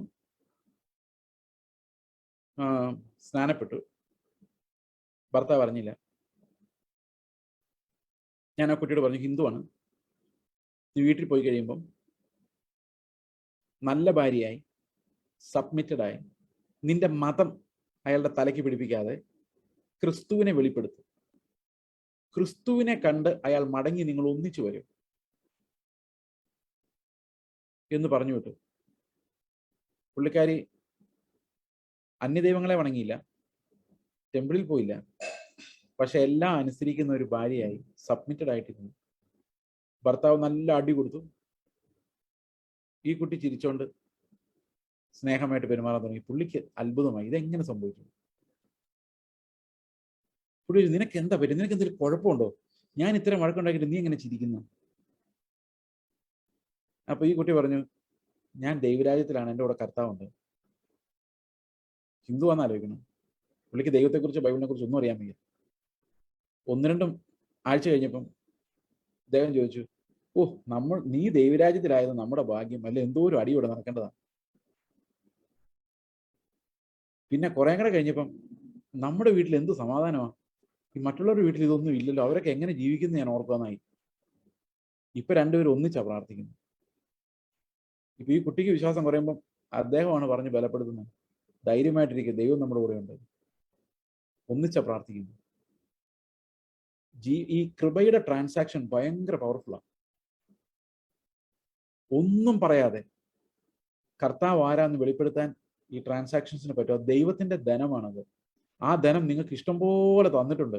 അതെടുത്തങ്ങ് പ്രയോഗിക്കാനുള്ള ധൈര്യം ഉണ്ടെങ്കിൽ കുടുംബത്തിൽ നടക്കുന്ന വേറൊരു വലിയ മിറക്കിലായിരിക്കും. ഇന്ന് നിങ്ങൾ നിങ്ങളുടെ ഭാര്യയോ അല്ലെ ഭർത്താവിനെ അഭിമുഖീകരിക്കുമ്പോൾ പ്രതിസന്ധി ഉണ്ടെങ്കിൽ, ഇല്ലെങ്കിൽ സന്തോഷം, ഉണ്ടെങ്കിൽ ഞാൻ മരിച്ചു, ഇനി ജീവിക്കുന്ന ഞാനല്ല ക്രിസ്തു അത്രേ. ഞാൻ മരിച്ചാൽ പിന്നെ എന്നെ തല്ലിയാലും കൊന്നാലും എനിക്ക് കുഴപ്പമൊന്നുമില്ല. ചത്തുപോയതിനെ പിന്നെ എന്നാ കൊല്ലാൻ? ഓൾറെഡി ഡൈഡ് അല്ലേ? എന്നെ അവൻ കളിയാക്കുന്നു, എന്നെ അവളും അപമാനിക്കുന്നു. ചത്തുപോയവനെ അപമാനിച്ച് എന്താ കുഴപ്പം? ഏതെങ്കിലും ശവം എഴുന്നേറ്റ് വന്നിട്ട് എന്നെ അപമാനിക്കുന്നതെന്ന് ചോദിച്ചിട്ടുണ്ടോ? No, we died with Christ. അവന്റെ മരണത്തിൽ നമ്മൾ പങ്കാളികളാകുന്തോറും അവന്റെ പുനരുത്ഥാനത്തിന്റെ ശക്തി, ആ ട്രാൻസാക്ഷൻ, ആ കൃപയുടെ ട്രാൻസാക്ഷൻ നമ്മളെ കൊണ്ട് കഴിയും. നമ്മൾ പരാതികളില്ലാത്തവരായിട്ട് മാറും. കാരണം എന്താ? മരിച്ചവൻ എന്തേലും പരാതി പറയുമോ? എന്നെ ബഹുമാനിച്ചില്ലെന്നോ, ഞാൻ കിടക്കുന്ന പെട്ടി പോരാന്നോ, ഇത്രയും ചെണ്ടമേളം പോരെന്നോ, ഇത്രയും ആൾക്കാർ കൂടിയുള്ളോ എന്നോ ചോദിക്കുമോ? No problem. കത്തിച്ചു കളഞ്ഞാലും കുഴപ്പമില്ല. എന്താ പറയുന്നത്, ആരും മൈൻഡ് ചെയ്തില്ല, അവന് കുഴപ്പമൊന്നുമില്ല, ബിക്കോസ് ഹി ഡൈഡ്. ഇങ്ങനെ കർത്താവിന്റെ കൂടെ അവന്റെ നിന്ദ ചുമന്നുകൊണ്ടുള്ള ഒരു മരണം നമ്മൾ സ്വീകരിച്ചാൽ നമ്മുടെ എല്ലാ ബന്ധങ്ങളിലും ആ കർത്താവിന്റെ സൗരഭ്യവാസന ഉണ്ടാകുന്ന നമുക്ക് അനുഭവിക്കാൻ പറ്റും. അവന്റെ മരണത്തിന്റെ പങ്കാളിത്തം നമ്മൾ അനുഭവിച്ചാൽ മാത്രമേ അവന്റെ ജീവന്റെ പങ്കാളിത്തത്തിലേക്ക് നടക്കാൻ നമുക്ക് കഴിയുള്ളൂ. ക്രിസ്ത്യൻ പ്രിൻസിപ്പിൾ ഇത്രയേ ഉള്ളൂ. സ്നാനമായാലും അവന്റെ മരണത്തിൽ പങ്കാളിയാവുക, കർത്താവിന്റെ ജീവൻ നമ്മൾ വ്യാപരിക്കാൻ വേണ്ടി. കർത്തൃമേശ എടുക്കുമ്പോൾ അവന്റെ മരണത്തെ പ്രസ്താവിക്കുന്നു പറഞ്ഞാൽ അവന്റെ കൂടെ ഞാനും മരിച്ചു, ഇനി ജീവിക്കുന്ന ഞാനല്ല ക്രിസ്തു അത്ര, ഞാൻ ആ അപ്പത്തിന്റെ അവന്റെ ശരീരത്തിന്റെ ഒരു അംശമാണ്. സെയിം. വർഷിപ്പ് ചെയ്യുമ്പോൾ ഇതാ പറയുന്നത്, ഞാനല്ല കർത്താവേ നീ യോഗ്യൻ, I died, U who should be worship. എല്ലാ ബന്ധങ്ങളിലും എല്ലാ ട്രാൻസാക്ഷൻസിലും അത് തന്നെയാണ്. കർത്താവ് എന്റെ ധനമല്ല, എന്റെ വിവരമല്ല, എന്റെ ബുദ്ധിയല്ല. ഈ ഭാര്യമാര് ഭർത്താക്കന്മാർക്ക് കീഴടങ്ങാതിരിക്കുന്നതിന്റെ കാരണം എന്താണെന്നറിയോ? അവർക്ക് കീഴടങ്ങാൻ ആഗ്രഹമില്ലാഞ്ഞിട്ടല്ല, കീഴടങ്ങാനൊക്കെ ആഗ്രഹമുണ്ട്. പക്ഷെ ഈ ഭർത്താവിന് വിവരമില്ലാതെ എന്ത് ചെയ്യും? അതുകൊണ്ട് വിവരം ഭാര്യയ്ക്ക് കൂടുതലായതുകൊണ്ടാണ് ഭാര്യ പറയുന്നത് അങ്ങനല്ല ഡോ എന്ന് പറയാൻ വന്നാ വേണ്ടെന്ന് വെച്ചു. ഇങ്ങനെ മതി എന്ന് പറയുന്ന കാരണം വിവരം കൂടുതലുണ്ടല്ലേ? അങ്ങനെയല്ലേ നിങ്ങൾ ചിന്തിക്കുന്നത്? അല്ലെ ഭർത്താവ് ഒത്തിരി മണ്ടത്തരം കാണിക്കൂല്ലേ? ഈ മനുഷ്യന്റെ ബുദ്ധി ആണ് ഇവിടെ എല്ലാ രാജത്വം പ്രാപിക്കുന്നത്. Die to everything. എല്ലാ ഹ്യൂമൻ വിസ്ഡത്തോടും നമുക്ക് മരിക്കുക എന്ന് പറയുന്നത് ഇറ്റ്സ് നോട്ട് ഈസി. 4-3-7 നമുക്ക് പഠിക്കാൻ എളുപ്പമായിരുന്നു. ഇനി ഇത് മറക്കുക എന്ന് പറയുന്നത് എളുപ്പമല്ല. നമ്മുടെ രാജ്യം അതുപോലെ തകരേണ്ട ഒരു രാജ്യമാണ് നമുക്കുള്ളൂ. Because only Christ is glorified in all relationships. അതുപോലെ തന്നെ പ്രിയ സഹോദരങ്ങളെ, ഭാര്യാഭർത്തൃ ബന്ധം പോലെ തന്നെ പ്രധാനമാണ് കുഞ്ഞുങ്ങളോടുള്ള നമ്മുടെ വ്യവഹാരം. ഞാൻ ഭാര്യാഭർത്തൃ ബന്ധത്തിലേക്ക് കാര്യമായി പ്രവേശിച്ചില്ല, നമുക്ക് ടൈമിന്റെ ഷോർട്ടേജ് കാരണം. കുഞ്ഞുങ്ങളുമായിട്ടുള്ള ബന്ധം വളരെ സൂക്ഷിക്കേണ്ട ഒരു തലത്തിലേക്കാണ് പോകുന്നത്. ഇന്ന് വിശ്വാസികളുടെ കുഞ്ഞുങ്ങളാണ് ഏറ്റവും കൂടുതൽ ഫെയ്ത്ത് ക്രൈസിസിനെ നേരിടുന്നത്. അതായത് നമുക്ക് നമ്മുടെ പിള്ളേരെ പേടിയാണ്. അവര് സമൂഹത്താൽ സ്വാധീനിക്കപ്പെടുമോ, തെറ്റായ വഴിയിൽ പോകുമോ എന്നെല്ലാം നമുക്ക് ഭയമുണ്ട്. അതിന്റെ പ്രധാനപ്പെട്ട കാരണം ക്രിസ്തീയ പത്യോപദേശത്തിൽ അവരെ വളർത്തുക എന്ന് പറയുന്ന ഒരു കാര്യമാണ് പുതിയ നിയമത്തിൽ നമ്മൾ വായിക്കുന്നത്. എഫെസ് ലേഖനത്തിൽ ഇത് വായിക്കുന്നുണ്ട്, കൊളോസ് ലേഖനത്തിലും വായിക്കുന്നുണ്ട്. കുഞ്ഞുങ്ങളെ നിരുത്സാഹപ്പെടുത്താതെ, ഇപ്പൊ ഇവിടെ ഇരിക്കുന്ന പിള്ളേരെല്ലാം സന്തോഷിക്കാൻ പോവാണ് കുറച്ചു നേരത്തേക്ക്. അവർക്കുള്ള വടി വെട്ടാനുള്ള സമയമായില്ല, പക്ഷെ ഒന്ന് സന്തോഷിപ്പിക്കാനുള്ള സമയമുള്ളൂ. പഴയ നിയമത്തിൽ നമുക്കറിയാം പിള്ളേരെ അടിച്ചാൽ മാത്രമേ അവർ നന്നാവുമായിരുന്നുള്ളൂ. അടിക്കുന്നതിന് ഒരു പ്രിമൈസ് ഉണ്ടായിരുന്നു. ഞാൻ ഇതെല്ലാം അനുസരിച്ചിട്ടുണ്ട്, നിങ്ങൾ അനുസരിച്ചാൽ നിന്നെ ദൈവം അനുഗ്രഹിക്കും. പക്ഷെ പുതിയ നിയമത്തിൽ വരുമ്പോൾ വലിയൊരു പ്രശ്നമുണ്ട്. ഞാൻ എൻ്റെ മകനെ അടിക്കാൻ വഴക്ക് പറയാനൊക്കെ തുടങ്ങുമ്പോൾ എൻ്റെ ഉള്ളിനോടിരുന്ന ഒരു കാര്യം ഞാൻ കേൾക്കുന്ന ഒരു ശബ്ദമുണ്ട്, അവൻ നിന്നേക്കാൾ എത്ര ഭേദമാണ്. സത്യമായിട്ടും നമ്മൾ പറയല്ലേ, എൻ്റെ ചെറുപ്പകാലത്ത് ഇങ്ങനൊന്നും അല്ലായിരുന്നടാ, നിങ്ങൾക്കിരുന്ന് പഠിക്ക്, ഞാനൊക്കെ. നമ്മുടെ അവസ്ഥ നമ്മുടെ അപ്പനോടും അമ്മയോടും ചോദിച്ചാൽ അറിയത്തുള്ളൂ. ഇത് തലമുറകളായി കൈമാറ്റം ചെയ്യപ്പെടുന്ന ഒരു കള്ളമാണ് നമ്മൾ നല്ലവരായിരുന്നു എന്നുള്ളൊരു കള്ളം. ഞാൻ തിരിഞ്ഞു നോക്കുമ്പോഴും ഇപ്പം നോക്കുമ്പോഴും എൻ്റെ മകനെ തല്ലാൻ കൈ എടുക്കുമ്പോൾ എന്നോട് കർത്താവ് പറയും, നീ അവനേക്കാൾ എത്രയോ പ്രശ്നം. ഇപ്പൊ പുതിയ നിയമത്തിൽ ഒരു ഹെൽപ്ലെസ്നെസ് ഉണ്ട് അപ്പനമ്മമാർക്ക്. നിങ്ങളത് ഫീൽ ചെയ്തിട്ടുണ്ടെന്ന് എനിക്കറിയത്തില്ല, ഞാനത് ശരിക്കും ഫീൽ ചെയ്തിട്ടുണ്ട്. എനിക്ക് അടിക്കാൻ പറ്റാതെ ഇരുന്നിട്ട് എൻ്റെ മകൻ എന്നോട് ചോദിച്ചിട്ടുണ്ട്, എന്നെ തല്ലിയാലേ എനിക്ക് ഓർമ്മ വരുള്ളൂ ഈ തെറ്റ് എന്ന് പറഞ്ഞിട്ട് വന്നു. ചെറുപ്പത്തിലാട്ടോ. Because I felt broken. കാരണം ഐ എം കൺവിക്റ്റഡ്. കർത്താവിന് മുമ്പിൽ നിൽക്കുമ്പോൾ നമ്മൾ വെറും ഗ്യാസാണ്. നമ്മുടെ മനുഷ്യന്റെ മുമ്പിലുള്ള ജാട മാത്രം നമുക്കുള്ളൂ. ഒരു നിമിഷം കർത്താവ് നമ്മുടെ മധ്യത്തിലേക്ക് വന്നാൽ നമ്മൾ തീർന്നു. തേജസ്സോടെ അവൻ ഇറങ്ങി വന്ന അപ്പം നമ്മൾ വീഴും. അത് നമ്മുടെ അവസ്ഥ. പിന്നെ കൃപയാണ് നമ്മളെ താങ്ങി നിർത്തുന്നത്. നിങ്ങൾക്ക് അങ്ങനെ ആ ചിന്തയാണോ ഉള്ളത്, അതോ മിടുക്കരായെന്ന ചിന്തയുണ്ടോ? അങ്ങനെയാണ് എൻ്റെ പ്രസംഗം കൊണ്ട് ഒരു പ്രയോജനം ഉണ്ടാകാൻ പോകുന്നില്ല. പക്ഷെ പിന്നെ എന്താണ് വഴി? ഒരു കുടുംബത്തിൽ മക്കൾ പഠിക്കേണ്ട ഒരൊറ്റ പാഠം, നമുക്ക് ഭയപ്പെടാൻ ഒരു ദൈവം ഉണ്ടെന്നുള്ളതാണ്. God has to be feared and reverenced in our homes. മക്കൾക്ക് മനസ്സിലാകണം, അപ്പനെ അല്ല പേടിക്കേണ്ടത്, അപ്പന്റെ മുഴങ്കാൽ വിറയ്ക്കുന്ന ഒരു ദൈവമുണ്ട്, മുട്ടുകാൽ വിറയ്ക്കുന്ന ഒരു ദൈവമുണ്ട്. അവനാണ് ഇവിടുത്തെ രാജാവ്, അവന്റെ മുമ്പിലാണ് ജീവിക്കുന്നത് എന്ന ബ്രോക്കൺനെസ് ആണ് ഒരു കുഞ്ഞിലുണ്ടാകേണ്ടത്. അങ്ങനെ കർത്താവിന്റെ ഭയത്തിൽ വളർന്നാൽ മാത്രമേ അവരുടെ ഉള്ളിൽ യഥാർത്ഥ സുവിശേഷത്തിന്റെ ഫൗണ്ടേഷൻ ഉണ്ടാവുകയുള്ളൂ.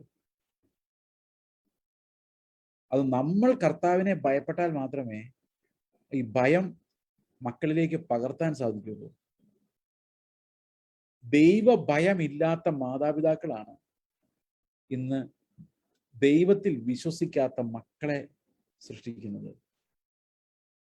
നമ്മൾ ദൈവത്തെ വലിയ കാര്യമായിട്ട് പറയുകയും ദൈവത്തെ, ഉദാഹരണത്തിന്, എടാ എല്ലാം ദൈവത്തിന്റെ ഇഷ്ടത്തിനനുസരിച്ച് ചെയ്യാവുള്ളൂ നമ്മൾ പറയുകയും, എന്നാൽ ലോകത്തിലേക്ക് ഇറങ്ങാൻ അവരെ നിർബന്ധിക്കുകയും പ്രോത്സാഹിപ്പിക്കുകയും ചെയ്യുമ്പോൾ, എന്നോട് എൻ്റെ മകൻ ചോദിച്ചിട്ടുണ്ട്, എന്തിനാണ് ഇത്രയും ഈ പഠിക്കുന്ന കാര്യത്തിൽ ഇത്ര നിർബന്ധിക്കുന്നത്? നിർബന്ധിച്ചേ പറ്റുള്ളൂ കേട്ടോ. അതിന്റെ റീസൺ ഞാൻ പറയാം. നമുക്ക് ഇതിനേക്കാൾ വലിയ കാര്യങ്ങളില്ലേ? ശരിയല്ലേ? ഞാൻ പ്രസംഗിക്കുന്നത് അങ്ങനെയാണല്ലോ. അപ്പൊ ഇതിനകത്തൊരു കൺഫ്യൂഷൻ. നമ്മുടെ മക്കൾക്ക് കൊടുക്കേണ്ട വേൾഡ് വ്യൂ എന്താണ്, ലോകത്തിന്റെ പെർസ്പെക്റ്റീവ് എന്താണ്, what's most important in your life. അത് നമ്മൾ പറഞ്ഞു ഉപദേശിച്ചാൽ പോരാ, നമ്മുടെ ജീവിതത്തിൽ നമ്മളത് കാണണം. ഞാൻ ശരിക്കും കർത്താവിനെ പേടിക്കുന്ന ഒരാളാണ്, എനിക്ക് ദൈവത്തിന് മുമ്പിൽ നിൽക്കുവാൻ ഭയമുണ്ട് എന്ന് ഒരു പിതാവ് ആ കുടുംബത്തോട് കമ്മ്യൂണിക്കേറ്റ് ചെയ്യേണ്ട ഒരു ലാംഗ്വേജ് ഉണ്ട്. The language that communicates the fear of the Lord to our children. ആ ദൈവ ഭയത്തിൽ മാത്രമേ മക്കൾക്ക് പത്യോപദേശം കൊടുക്കാൻ സാധിക്കുകയുള്ളൂ. അവരെ പ്രകോപിപ്പിക്കുന്നതല്ല പുതിയ നിയമം, അവർ ദൈവഭയമുള്ളവരാക്കി. ഇപ്പം പിള്ളേർക്ക് ഇന്ന് മനസ്സിലാകുന്ന കാര്യം, നമ്മൾ പിള്ളേരെ തല്ലുന്നത് എന്തിനാണെന്നറിയാം? നന്നാകാൻ വേണ്ടി എന്നൊക്കെ നിങ്ങൾ ചുമ്മാ പറയുന്നത്. ദേഷ്യം വന്നിട്ടാണ് 99% മർദ്ദനങ്ങളും വീട്ടിൽ നടക്കുന്നത്. പ്രിയ സഹോദരങ്ങളെ, ഭവനത്തിനകത്തുള്ള അബ്യൂസ്, ഭാര്യയോടുള്ള അബ്യൂസ്, വെർബൽ അബ്യൂസ്, ഭർത്താവിനോടും ഭാര്യയോടും വാക്കുകൊണ്ടുള്ള കൊലപാതകങ്ങൾ, കൈകൊണ്ടുള്ള മർദ്ദനങ്ങൾ, മക്കളുടെ മേലെ കൊലപാതക തുല്യമായ വാക്കുകൾ പ്രയോഗിക്കുന്നത്, ഇതെല്ലാം അവരെ തളർത്തി കളയുന്നതും അവരെല്ലാം പഠിപ്പിക്കുന്ന, അവരെ സീക്രട്ടായിട്ട് പഠിപ്പിക്കുന്ന എന്നറിയോ? ഓ, ക്രിസ്ത്യാനി ആയാലും കുഴപ്പമൊന്നുമില്ല, എന്ത് വേണേലും പറയാം. എൻ്റെ അപ്പനും അമ്മയാണ് ഏറ്റവും വലിയ എക്സാമ്പിൾ. അവർ ദേഷ്യപ്പെടുന്നത് കണ്ടില്ല, അപ്പൊ എനിക്കും ദേഷ്യപ്പെടുന്നത് ഇറ്റ്സ് ഫൈൻ. കഠിനമായ വാക്കുകൾ പറയുന്നത് ഇറ്റ്സ് ഫൈൻ. ദേഷ്യം വന്നാൽ പറയാം. നമ്മൾ പഠിപ്പിക്കുന്നത് ദേഷ്യപ്പെടലെന്ന് പറഞ്ഞായിരിക്കും നമ്മൾ ദേഷ്യപ്പെടുന്നത്. നീ എന്തിനാണ് ദേഷ്യപ്പെടുന്നത് ചോദിച്ചോണ്ടായിരിക്കും അടിക്കുന്നത്. അപ്പൊ അവൻ ഞാൻ എന്തിനാ ദേഷ്യപ്പെടുന്നത് ചോദിക്കുന്നത്, ഇവരെന്തിനാ ദേഷ്യപ്പെടുന്നത്? So we are communicating something with our life and teaching something else. പ്രിയ സഹോദരങ്ങൾ, ഇതെല്ലാം ഇന്ന് നിങ്ങൾ കേട്ട വചനങ്ങളെല്ലാം നിങ്ങളൊരു നിസ്സഹായാവസ്ഥയിലോട്ട് കൊണ്ടുവന്നുവെങ്കിൽ കർത്താവിന്റെ വചനം നിങ്ങൾ ഇടപെട്ടു എന്നാണ് അതിന്റെ അർത്ഥം. കർത്താവ് ഇല്ലാതെ നമുക്കൊന്നും ചെയ്യാൻ കഴിയില്ല. As a father, as a mother, as a husband, as a wife, we have no ability. കർത്താവിന്റെ കയ്യിലേക്ക് വെക്കുകയല്ലാതെ, അവന്റെ ജീവൻ നമ്മളിലൂടെ പ്രസരിക്കുകയല്ലാതെ, അവന്റെ കൃപയുടെ ട്രാൻസാക്ഷൻസ് നമ്മൾ നടത്തുകയല്ലാതെ, അത് ആത്മാവിനാൽ ക്രിസ്തു നമ്മിൽ വസിക്കുകയല്ലാതെ യാതൊരു പ്രയോജനവും നമുക്കില്ല നമ്മുടെ ജഡം കൊണ്ട്. അതുകൊണ്ട് കർത്താവ് യോഹന്നാന്റെ സുവിശേഷം 15-ാം അധ്യായത്തിൽ പറയുന്നത്, നിങ്ങൾ എന്നിലും എൻ്റെ വചനം നിങ്ങളിലും വസിച്ചാൽ നിങ്ങൾ ഫലം കായ്ക്കും. എന്നെ കൂടാതെ നിങ്ങൾക്ക് ഒന്നും ചെയ്യുവാൻ സാധിക്കില്ല. നമ്മുടെ ജഡം കൊണ്ടോ ബുദ്ധി കൊണ്ടോ ഒന്നും ചെയ്യുവാൻ നമുക്ക് കഴിയില്ല. Because it's the Lord who has to be glorified in everything that we do. അപ്പൊ നമുക്ക് നമ്മുടെ കുടുംബങ്ങളെ ഓർത്തും കുഞ്ഞുങ്ങളെ ഓർത്തും ശപിക്കാതെ, കുറ്റം പറയാതെ നമുക്ക് അവരെ ഓർത്ത് കർത്താവിനെ സ്തോത്രം ചെയ്യാം. ഏറ്റവും നല്ല കുഞ്ഞുങ്ങളെയാണ് നമുക്ക് തന്നിരിക്കുന്നത്. ഇനി നല്ലതല്ലെന്ന് തോന്നിക്കഴിഞ്ഞാൽ, കാരണം ഇതെല്ലാം ദൈവം സൃഷ്ടിച്ച ഓരോരോ ആത്മാക്കളാണ്. അവരെ you need to respect each life. നമ്മുടെ വീട്ടിലുള്ള കുഞ്ഞുങ്ങളെ നമ്മൾ ബഹുമാനത്തോടെ കണ്ടാൽ അവർ തിരിച്ചും ബഹുമാനത്തോടെ കാണും. അതിനർത്ഥം അവരെ ശിക്ഷിക്കേണ്ടെന്നല്ല. ശിക്ഷ, എൻ്റെ ഒരു അങ്കിളുണ്ട്, പുള്ളി ശിക്ഷിക്കുന്ന ഒരു പ്രത്യേക രീതിയിലാണ്. പിള്ളേർ എന്തെങ്കിലും തെറ്റ് ചെയ്ത് ഇങ്ങനെ എഴുതി വെക്കും, ഇത്രാം ദിവസം ഇത്ര തീയതി നീ ഒരു തെറ്റ് ചെയ്തിരിക്കുന്നു. അപ്പൊ ദേഷ്യമായിരിക്കുമല്ലോ, ഭയങ്കര ദേഷ്യമായിരിക്കും. ദേഷ്യമുള്ള പഠിക്കില്ല, ദേഷ്യം പോകാൻ വേണ്ടി വെയിറ്റ് ചെയ്യും. ദേഷ്യം എല്ലാം ഇറങ്ങിക്കഴിഞ്ഞ് നമ്മൾ ശാന്ത സ്വഭാവത്തിൽ ഇരിക്കുമ്പോൾ വിളിച്ചിട്ട് നീ ഇങ്ങനെ ഒരു പണി ചെയ്തില്ലേ? ചെയ്തു. ഇതിന്റെ അപകടം എന്താണെന്നറിയാം? അറിയാം. ഇനി മേലെ ഇത് ചെയ്യൂ? ചെയ്യില്ല. ശരി, നീ നാളെ ഇത് ഓർക്കാൻ വേണ്ടി ഞാൻ നിന്നെ അടിക്കുകയാണ്. ഇങ്ങനെ എല്ലാ എക്സ്പ്ലനേഷനും കൊടുത്ത് ചോദ്യവും ചോദിച്ച് സമാധാനമായിട്ട് ആണ് അടിക്കുന്നത്. അപ്പോൾ കോപം കമ്മ്യൂണിക്കേറ്റ് ചെയ്യുന്നില്ല, വടി മാത്രമേ സംസാരിക്കുന്നുള്ളൂ. പിന്നെയും ഭയങ്കര സ്നേഹമാണ്, ഒരു കുഴപ്പമില്ല. ഈ കോപം എക്സ്പ്രസ് ചെയ്ത് അതുകൊണ്ട് ഒന്നും സാധിക്കുന്നില്ല. Count down 10, 9, 8. ഈ വീട്ടിലെ കോപത്തിന്റെ അന്തരീക്ഷമൊക്കെ ഒന്ന് പോട്ടെ, ഈ ബഹളവും എല്ലാം പോട്ടെ. നമുക്ക് ഈ സൗമ്യതയും സാവധാനതയുമുള്ള, ഇതൊക്കെ ഒത്തിരി കാര്യങ്ങൾ പറയാൻ ഇങ്ങനെ കിടന്ന് ഞാനിങ്ങനെ പിക്ക് ചെയ്ത് പറയുന്നത്. ഈ സൗമ്യതയും സാവധാനതയും എന്ന് പറയുന്നത് വലിയ അക്ഷയഭൂഷണമായ അലങ്കാരം എന്ന് പറയുന്നത്. ഇതെന്താ ഈ അലങ്കാരം? സൗമ്യതയും സാവധാനത. സാവധാനത എന്ന് പറയുന്ന ഒരു പ്രത്യേക വെർച്വയാണ്. ഇപ്പൊ എന്നോട് ഒരാൾ ചൂടായിട്ട് സംസാരിക്കുന്നു, ഇപ്പൊ ഞാൻ പെട്ടെന്ന് തന്നെ അവൻ പറഞ്ഞു തീർക്കുന്നതിന് മുമ്പ് ഞാൻ തിരിച്ചു 2 വർത്താനം പറയുന്നതിന് പകരം സാവധാനത. അപ്പൊ എനിക്ക് കുറച്ച് സമയം ആത്മാവ് തരുമോ?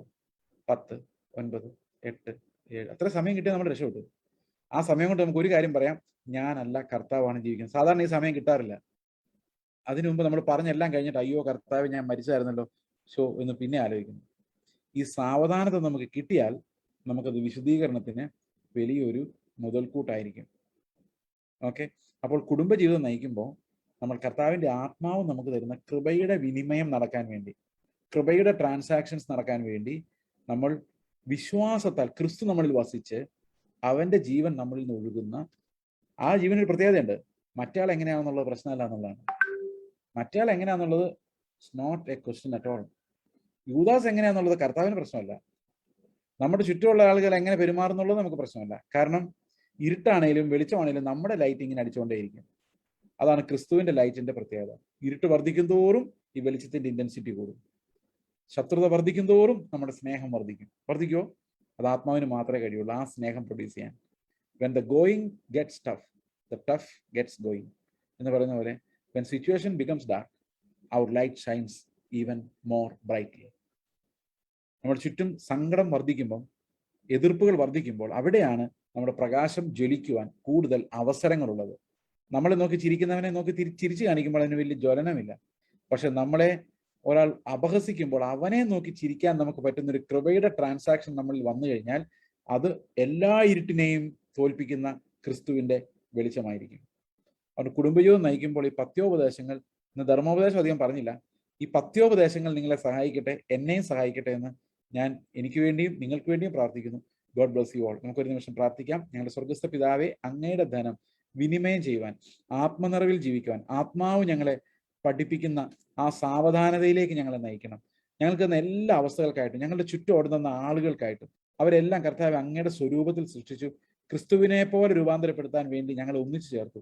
കർത്താവ് ഇതെല്ലാം അങ്ങ് മനോഹരമായി ചെയ്യുവാൻ കഴിവുള്ള ദൈവമാകിയാൽ ഞങ്ങൾ സകല മഹത്വം അങ്ങേക്ക് കരയറ്റുന്നു. കർത്താവായ യേശു ക്രിസ്തുവിന്റെ നാമത്തിൽ തന്നെ ആമേൻ. Thank you pastor. ഒത്തിരി സന്തോഷമുണ്ട്. വളരെ തിരക്കിന്റെ നടുവിലാണ് ഇന്ന് രാത്രി നമ്മോടൊപ്പം ജോയിൻ ചെയ്തത്. ഒരു മീറ്റിംഗ് കഴിഞ്ഞ് ആരും ലീവ് ചെയ്യരുത്. നമ്മുടെ മീറ്റിംഗ് അവസാനിപ്പിച്ചിട്ടില്ല. നമ്മൾ അല്പസമയം പ്രാർത്ഥിക്കാനും ദൈവത്തോട് നന്ദി പറയാനും തുടങ്ങുന്ന നിമിഷങ്ങളാണ്. ഒരു മീറ്റിംഗ് കഴിഞ്ഞ് നമ്മോടൊപ്പം ജോയിൻ ചെയ്തു. ഇനി അടുത്തൊരു മീറ്റിംഗിലേക്ക് ജോയിൻ ചെയ്യേണ്ട സമയമായി. അത് നമ്മളോട് നേരത്തെ കർത്താവിന്റെ ദാസൻ അറിയിച്ചിരുന്നു. നമ്മൾ കഴിഞ്ഞ സെക്കൻഡ് സാറ്റർഡേ കുടുംബങ്ങൾക്ക് വേണ്ടി പ്രാർത്ഥിക്കുമ്പോഴാണ് കർത്താവ് വീണ്ടും ഒരു ഫാമിലി സെമിനാറിനെ കുറിച്ച് നമ്മോട് പറഞ്ഞത്. അത് കേട്ട് നമ്മൾ പ്രാർത്ഥിച്ചു. ഈ ദിവസം ഉപവസിക്കാനും പ്രാർത്ഥിക്കാനും തീരുമാനിച്ചു. ആ സമയത്താണ് നമ്മുടെ പ്രഭാത പ്രാർത്ഥനയുടെ 500ാമത്തെ ദിവസവും ഇന്ന് തന്നെയായിരുന്നു. പ്രഭാതത്തിൽ നമുക്ക് ഒരുമിച്ച് പ്രഭാത പ്രാർത്ഥനയിൽ നന്ദി പറയാൻ കർത്താവ് നമ്മെ സഹായിച്ചു. വീണ്ടും രാത്രിയിൽ ഒരുമിച്ച് അല്പസമയം ദൈവത്തിന്റെ പാദപീഠയായിരിക്കാൻ വ്യത്യസ്തമായ നിലയിൽ മുന്നമേ നമ്മളൊരു 2 ഫാമിലി സെമിനാറിൽ അറ്റൻഡ് ചെയ്തു. അനേക കുടുംബങ്ങൾക്ക് അത് ആശ്വാസമായി തീർന്നു.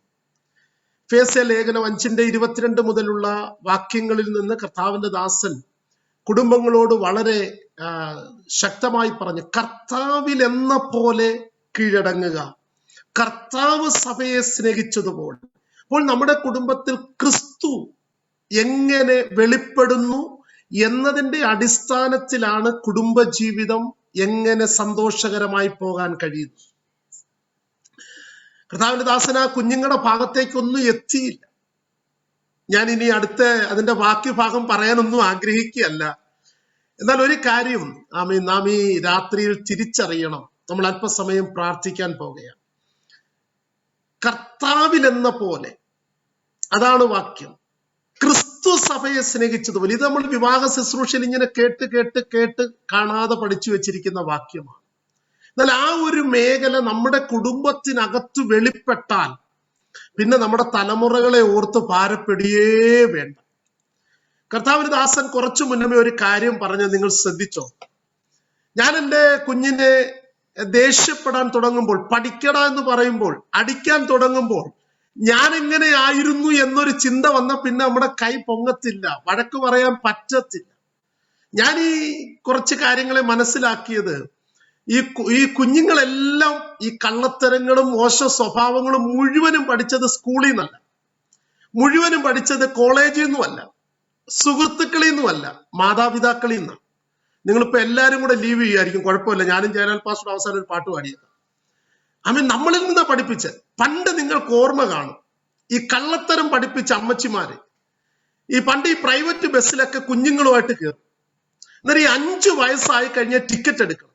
അന്നേരം നിൽക്കുന്ന കുഞ്ഞിനെ എടുത്ത് മടി വെച്ചിട്ട് പറയും, അവൻ കണ്ടക്ടർ വരുമ്പം പറയും, മോനെ മടിയിലിരുന്നോ, കുനിഞ്ഞിരുന്നോ, ഹൈറ്റ് കാണാതിരുന്നോ. സാറേ 3 വയസ്സേ ഉള്ളൂ കുഞ്ഞിന്. മോൻ്റെ കൂടെ ചോദിച്ചാൽ എത്ര വയസ്സുണ്ട് മോനെ? 3 വയസ്സേ ഉള്ളൂ. അന്നേരം അപ്പോഴേ അവന്റെ കുഞ്ഞു മനസ്സിൽ ഒരു കള്ളം അങ്ങ് പഠിപ്പിച്ചു. അന്നേരം ആരായി കള്ളം പഠിപ്പിച്ചേ? സ്കൂളിലെ സാറോ അതോ കൂട്ടുകാരോ? അവിടം തൊട്ട് കുഞ്ഞിന് മനസ്സിലായി കള്ളം പറയണം, അപ്പോഴേ പൈസ ലാഭിക്കാം, അന്നേരം ടിക്കറ്റ് എടുക്കണ്ട. അപ്പോൾ അവനെ കുഞ്ഞുനാളിലെ കള്ളം പഠിപ്പിച്ചു തുടങ്ങി. ഇന്ന് നമ്മുടെ സമൂഹത്തിൽ മറ്റൊരു കള്ളമുണ്ട്. നമ്മുടെ പുസ്തകത്തിനകത്ത് എഴുതിയിട്ടുണ്ട്, നമ്മൾ അധികാരത്തിനും നിയമങ്ങൾക്കും കീഴ്പ്പെടണമെന്ന്. ഇന്ന് ഞായറാഴ്ച വെള്ള സാരിയൊക്കെ കൊടുത്ത അമ്മമാര് വരുന്ന 12 വയസ്സുള്ള കുഞ്ഞിന്റെ വണ്ടിയിലാണ്. ഞാനിതൊരു ദിവസം ഒരു കുഞ്ഞിന്റെ പ്രതിഷ്ഠയ്ക്ക് സംസാരിച്ചിട്ട് പെട്ടെന്ന് ഞാൻ വന്ന് നോക്കി, എന്റെ കാറിന്റെ ടയറിലെല്ലാം കാറ്റുണ്ടോന്ന്, കാരണം പിള്ളേർ അഴിച്ചു വിട്ടോന്ന്. എല്ലാ പിള്ളേരും 18 വയസ്സിന് മുന്നമേ വാഹനം ഓടിക്കും. ആ വാഹനത്തിന്റെ പുറകിൽ അമ്മ പോകുന്നേ. എന്നാൽ ഈ കുഞ്ഞിനെ നിയമം തെറ്റിക്കാൻ ആരെ പഠിപ്പിച്ചേ? കൂട്ടുകാര് പഠിപ്പിച്ചോ? ഈ കുഞ്ഞിനെ നിയമങ്ങൾ തെറ്റിക്കാൻ. അപ്പോഴും നമ്മൾ ഒരു കാര്യം മനസ്സിലാക്കണം, ഈ കുഞ്ഞുനാളിൽ ഈ ടിക്കറ്റ് എടുക്കാതിരിക്കാൻ അവനെ കുനിച്ചിരുത്തി 3 വയസ്സേ ഉള്ളെന്ന് പഠിപ്പിച്ചപ്പോൾ അവനത് വളർന്നു വന്നപ്പോൾ അത് പഠിച്ചു. ഈ ലൈസൻസ് ഇല്ലാതെ വണ്ടി ഓടിക്കാൻ അമ്മയെ കൊണ്ട് ചർച്ചിൽ പോയ മോൻ ഒരുപാട് തെറ്റുകളിലേക്ക് പോയി. കഴിഞ്ഞ ദിവസം ഞാനൊരു ദൈവദാസന്റെ ഒരു മെസ്സേജ് കേട്ടപ്പോ എനിക്ക് അകത്ത് ഒരു അല്പ രസകരമായ ഒരു കാര്യം ചോദിച്ചു. ഇപ്പൊ ചിലയിടത്തൊക്കെ കണ്ടിട്ടില്ലേ, വണ്ടി കൊണ്ടുവന്ന് അങ്ങോട്ട് ഇടിച്ചിട്ട് തെറ്റ് നമ്മുടെ ഭാഗത്താലും ചാടി ഇറങ്ങി അങ്ങ് ദേഷ്യപ്പെടും. എന്നാലും ഞാൻ കഴിഞ്ഞ ദിവസം ഒരു മെസ്സേജിനകത്ത് ഒരു ദൈവദാസൻ പറഞ്ഞിട്ടുണ്ട്, അത് നമ്മളെ കുഞ്ഞുനാളിൽ പഠിപ്പിച്ചതാ. നമ്മൾ കൊണ്ടുവന്ന് വണ്ടി ഇടിച്ചാലും ചാടി ഇറങ്ങി ദേഷ്യപ്പെട്ടോന്ന്. എങ്ങനെ പഠിപ്പിച്ചെന്നറിയാമോ? കുഞ്ഞുനാളിലൊക്കെ പിള്ളേരെന്തെങ്കിലും വഴക്കുണ്ടാക്കുമ്പോ ഓടി വന്ന് ടേബിളിൽ ഇടിച്ചു, തല മുറിഞ്ഞു കൊച്ചങ്ങോട്ട് കരയാൻ തുടങ്ങി. ഉടനെ കരച്ചിൽ നിർത്താൻ വേണ്ടി അമ്മ എന്ത് ചെയ്യുന്നേരം മുന്നോട്ട് വന്ന് ടേബിളെ ഒരടി അടിച്ച്, എന്തിനാടാ കൊച്ചിനെ നോവിച്ച്? ഈ ടേബിള് കിടന്ന സ്ഥലത്താ കിടന്നേ. കുഞ്ഞ് ഓടി വന്ന് ടേബിളിലാ ഇടിച്ചേ. എന്തൊരു കുഞ്ഞിന്റെ കരച്ചിൽ നിർത്താൻ അമ്മ എന്തോ എന്നറിയാമോ? ആ ടേബിളിൽ ഒരു അടി അടിച്ചിട്ട് ചോദിച്ചു, എന്തിനാടാ കുഞ്ഞിന്റെ തല വേദനിപ്പിച്ച്? അന്നേരം കൊച്ചിന് മനസ്സിലായി, വെറുതെ കിടക്കുന്ന ടേബിളെ ഞാൻ ചെന്ന് ഇടിച്ചാലും ടേബിളാണ് തെറ്റുകാരൻ. ഞാനത് ചിന്തിച്ചു നോക്കിയപ്പോൾ എത്രയോ തെറ്റിലൂടെയാണ് നമ്മൾ നമ്മുടെ കുഞ്ഞുങ്ങളെ വളർത്തുന്നത്. ഞാൻ ആ ഭാഗം അങ്ങ് നിർത്തട്ടെ, നമുക്ക് പ്രാർത്ഥിക്കാം. ഞാൻ 1-2 കാര്യങ്ങൾ ഈ ദൈവവചനം ഇങ്ങനെ പറഞ്ഞുകൊണ്ടിരുന്നപ്പോ എന്റെ ഉള്ളിലൂടെ വന്നതാ. കർത്താവിലെന്ന പോലെ നമ്മുടെ കുടുംബത്തിനകത്ത് ആ കീഴ്പ്പെടലും ആ സ്നേഹവും ഒക്കെ വെളിപ്പെട്ടാൽ അനുഗ്രഹിക്കപ്പെട്ട സന്തോഷത്തിന്റെ അനുഭവങ്ങളെ നമ്മുടെ കുടുംബത്തിനകത്ത് വെളിപ്പെടുവാൻ ഇടയായിത്തീരും. നേരത്തെ ഒരു ഭാഗം കർത്താവിന്റെ ദാസൻ ഓർമ്മിപ്പിച്ചല്ലോ. ഒരു പെൺകുഞ്ഞ് ഹൈന്ദവ പശ്ചാത്തലത്തിൽ നിന്ന് വിശ്വാസത്തിലേക്ക് വന്നു. അതിന് വീട്ടിനകത്തുണ്ടായ എല്ലാ പ്രതിസന്ധികളിലും അവൾ കർത്താവിനെ ഉള്ളിലാക്കിയത് കൊണ്ട് സ്നേഹത്തോടെയും ചിരിച്ചോണ്ടും പ്രതികരിക്കാതെയും ജഡം എഴുന്നേൽക്കാതെയും നിന്നപ്പോൾ അവളുടെ ഭർത്താവ് ഇപ്പോൾ അവളുടെ കൂടെ പ്രാർത്ഥിക്കാനും ആരാധിക്കാനും നമ്മളിലുള്ള ക്രിസ്തുവിനെ അറിഞ്ഞു. അങ്ങനെ പരസ്പരം ക്രിസ്തുവിനെ വെളിപ്പെടുത്താൻ നമുക്ക് കഴിയുമെങ്കിൽ എത്ര സന്തോഷമാണ്. ഇന്നത്തെ ഫാമിലി സെമിനാറിന്റെ ഒരു പ്രത്യേകത, അനേക പ്രിയപ്പെട്ടവർ പ്രാർത്ഥനയിലും ഉപവാസത്തിലും. ഒരുപാട് കുടുംബങ്ങളുടെ അകത്തളങ്ങളിൽ ഈ കാലഘട്ടത്തിൽ വ്യത്യസ്തമായ വേദനാജനകമായ അനുഭവങ്ങളിലൂടെ പോകുന്നത്. ഇരുട്ടിന്റെ ശക്തിയിൽ വല്ലാതെ പിടിച്ചിരിക്കുക. എന്നാൽ ഇന്ന് ഒരു അനുഭവം എന്നോട് രാവിലെ ഒരു സഹോദരി ഷെയർ ചെയ്തു. ഫസ്റ്റ് എന്റെ ജീവിതത്തിൽ പ്രതിസന്ധികൾ വന്നു, കുടുംബത്തിനകത്ത് തകർച്ചകൾ വന്നു. ഞാൻ ഒത്തിരി വേദനയിലൂടെ പോയി. ഒരു ഭാര്യയെ ഉൾക്കൊള്ളുവാൻ കഴിയാത്ത സാഹചര്യങ്ങൾ എന്റെ വീട്ടിനകത്ത് ഉൾക്കൊണ്ടു. പക്ഷെ അതിനെയൊക്കെ ഞാന് ദൈവസ്നേഹത്തിലും ജ്ഞാനത്തിലും പരിജ്ഞാനത്തിലും ഞാൻ അതിനെ കീഴ്പ്പെടുത്തി. ഇന്ന് എന്റെ വീട് സ്വർഗം, എന്റെ തലമുറകളും അനുഗ്രഹിക്കപ്പെട്ടു. നിങ്ങൾ ഈ ഫാമിലി സെമിനാർ ആയതുകൊണ്ടായിരിക്കും ഭയങ്കര സീരിയസ് ആയിട്ടൊക്കെ ഇരിക്കുന്നത്.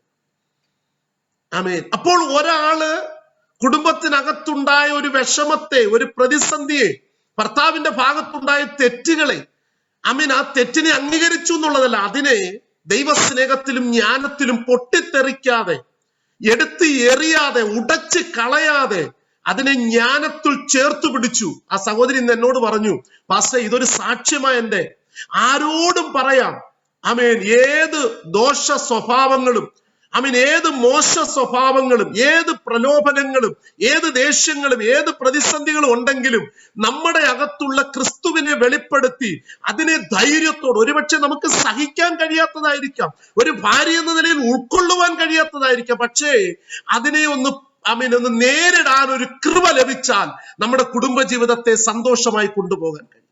അങ്ങോട്ടും ഇങ്ങോട്ടും തിരിച്ച് അങ്ങനെയായി തീരാൻ നമ്മുടെ പ്രാർത്ഥനയ്ക്ക് കഴിയട്ടെ. ഒരു നിമിഷം നമുക്ക് സ്തോത്രം ചെയ്ത് പ്രാർത്ഥിക്കാം. അതിനുശേഷം നമ്മൾ കർത്താവിനോട് നന്ദി പറഞ്ഞ് ആരാധിച്ച് നമുക്ക് പ്രാർത്ഥിച്ച് ഇന്നത്തെ ഫാമിലി സെമിനാർ നമുക്ക് അവസാനിക്കാം. എനിക്ക് ഒത്തിരി സന്തോഷമുള്ളത് ഇന്നെല്ലാവരും ഉപവാസത്തോടും പ്രാർത്ഥനയോടുമാ. വളരെ ശക്തമായി ദൈവത്തിന്റെ ആത്മാവ് വചനത്തിലൂടെ നമ്മോട് ഇടപെട്ടു. ക്രിസ്തുവിൽ എന്ന പോലെ, കർത്താവ് സ്നേഹിച്ചതുപോലെ അതിന്റെ ആഴം നമ്മൾ ഒന്ന് പഠിച്ചാൽ തീരാകുന്ന പ്രശ്നങ്ങളേ ഉള്ളൂ. നമ്മുടെ കുടുംബ ജീവിതത്തെ എത്രത്തോളം ആസ്വദിക്കാൻ കഴിയുമോ, അത്രത്തോളം സന്തോഷിക്കാൻ കഴിയുമോ അതിന് കഴിയും. നമ്മുടെ ഫാമിലി സെമിനാറിന്റെ ജയം എന്ന് പറയുന്നത് 300-ലധികം കുടുംബങ്ങൾ ഇതിനകത്ത് പ്രാർത്ഥനയ്ക്കായി കടന്നു വരുന്നു എന്നുള്ളത്. ഓരോ സെമിനാറിലും 300, 350, 360 കുടുംബങ്ങൾ ഇതിനകത്തുണ്ട്. ഫേസ്ബുക്കിൽ ലൈവായിട്ട് 100 കണക്കിന് പേര് കണ്ടുകൊണ്ടിരിക്കുക. പിന്നത്തേതിന് അതിന്റെ അർത്ഥം എന്താ? ജയകരമായ ഒരു ക്രിസ്തീയ ജീവിതം നയിക്കുവാൻ, കുടുംബത്തിനകത്തൊരു സന്തോഷം വരുവാൻ, അനേക കുടുംബങ്ങൾ തകർന്നതിനെ പണിയപ്പെട്ട് കാണാൻ, നമ്മുടെ മാത്രമല്ല മറ്റുള്ളവരുടെ കുടുംബ ജീവിതത്തിൽ സന്തോഷം ഉണ്ടാകാനുള്ള ആഗ്രഹമാണ്. എത്ര പേർക്ക് ആമേൻ പറയാൻ പറ്റും? ഇന്ന് എത്ര പേരുടെ പേര് പറഞ്ഞു പ്രാർത്ഥിച്ചു? ആ കരമൊക്കെ ഒന്ന് കാണട്ടെ.